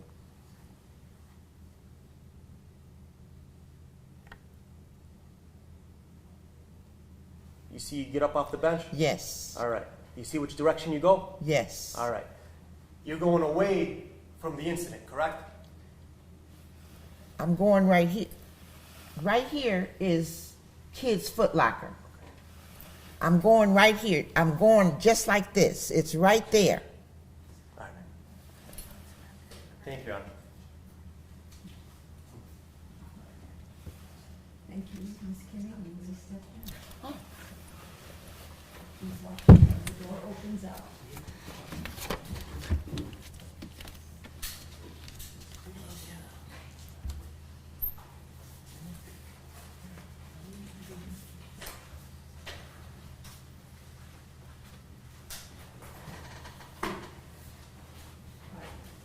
Ladies and gentlemen of the jury, I'm going to release you to go to lunch. It is 12:45. I'm going to ask that you come back at 1:45. We will resume particular testimony. I do caution you not to discuss the case with anyone, even by yourselves. Thank you. All rise for the jury.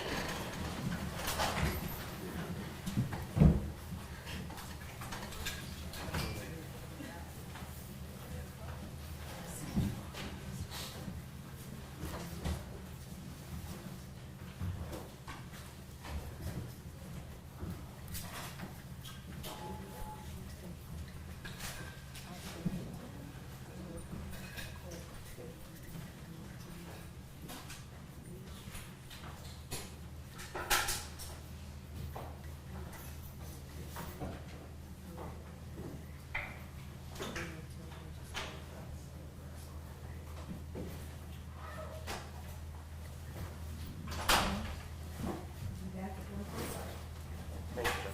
Thank you. I think we do. I'm so serious with Bill, I'm not cheating. I heard 135. I heard 145. You heard 145? That's what I heard. 145. Right? Let me verify. I just heard 135, but Oh. I'm sure it makes sense, 45. Give me a second. I just want to make Maybe we just all heard the same We thing, wanted to. the wrong thing together. Our memories. Because, yeah, I heard 145.